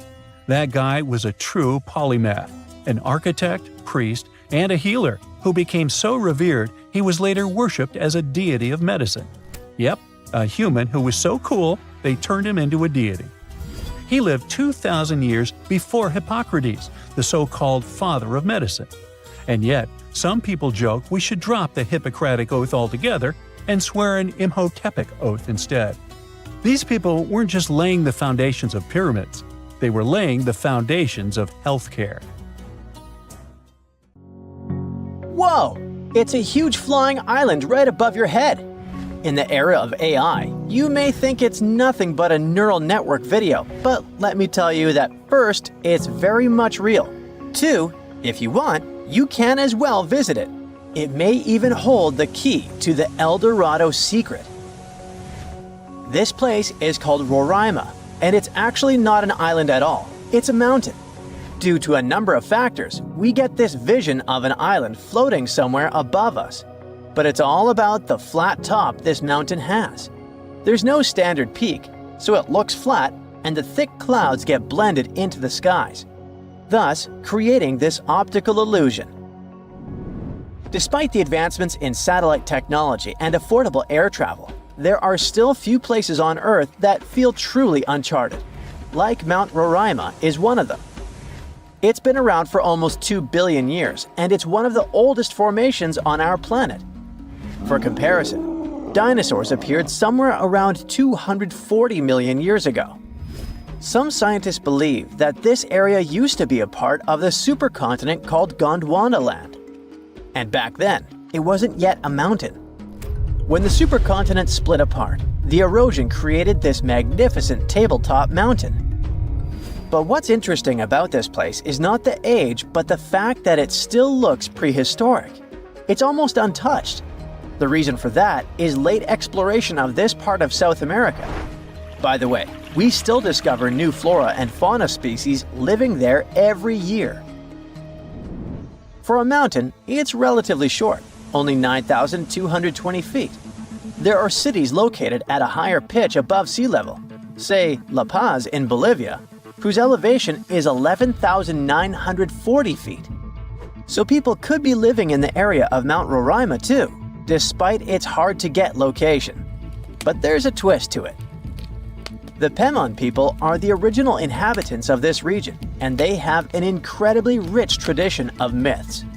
For instance, their mythology features deities that live on the Tepui, which are flat-topped mountains found in the grasslands.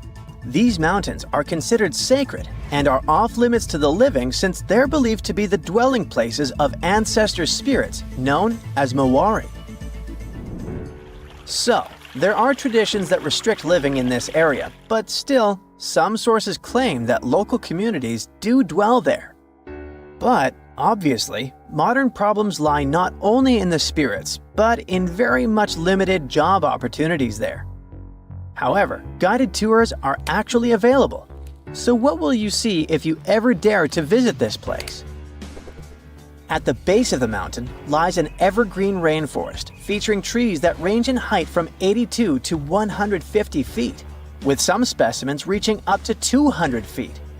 Some of them are endemic for sure, meaning that it's the only place in the world where you can find them. Like, you can find orchids as large as a medium-sized tree. It's not a surprise because due to the remoteness of this place, species here may have followed a completely different evolutionary trail, unlike most of the flora and fauna on our planet. Next, you have all the chances to stumble upon a waterfall at the base of Roraima that's been flowing for millions of years. Fun fact, there are no rivers on Roraima summit, but the rainfall seeping through the porous rocks create this incredible view. All combined together make it look like some lost world, right? By the way, Sir Arthur Conan Doyle was inspired by Tepui, these tabletop mountains, when he was writing his The Lost World novel. Yep, it's not only Sherlock he was famous for. Among these natural wonders, Roraima stands out as the most accessible Tepui. There are more similar formations, but they're way less trek-friendly. Yeah, amongst other mountains, Roraima may be the easiest to get to, but still, it is very hard to get there, even taking into account all the modern technologies. So, how did the discovery happen? Hard to say for sure, but there is a theory backed up by official records.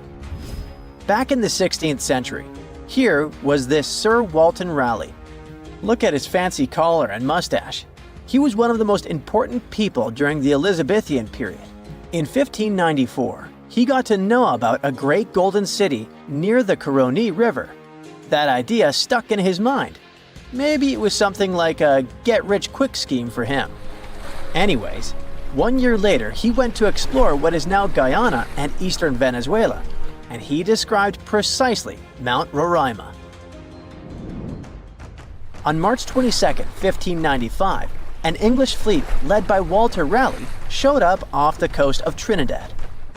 Raleigh tried to make nice with the Spanish settlers there by trading and even inviting them aboard his ships for some entertainment. After a few drinks, the Spaniards opened up about a person having some particular activities in Guyana, sharing insights about the land's geography and the treasures they believed were hidden inland. Fast forward to April 7th, Raleigh pulled off a surprise attack on the town of San Jose and managed to capture this very person. After squeezing him for information, Raleigh declared his own plan to head into Guyana on a quest for the legendary Golden City. Since his ships couldn't navigate the narrow channels of the Orinoco Delta, Raleigh had his carpenters modify one of them, likely a galleass, to only draw 5 feet of water. This ship could carry 60 men, while another 40 were split among smaller boats. Progress was slow as they navigated through the delta, getting lost in what Raleigh described as a labyrinth of rivers. Eventually, they made their way to the Caño Manamo, and then into the main Orinoco River. A bit further upstream, where the Orinoco meets the Caroni, Raleigh encountered a native chief named Topiawari, and they hit it off. Topiawari revealed that his people had been pushed out of inland Guyana by a fierce tribe from the west. This fed into the prevailing belief, shared by both the Spanish and Raleigh, that El Dorado was home to runaway Incas from Peru. Topiawari also mentioned that the invading tribe was rich in gold, claiming that their nearest town, just a 4-day trek south, was the source of gold plates that were being traded far and wide. But he hinted that even finer treasures lay deeper in the land. Raleigh then made his way to the mouth of the Caroni, but strong currents halted any further progress.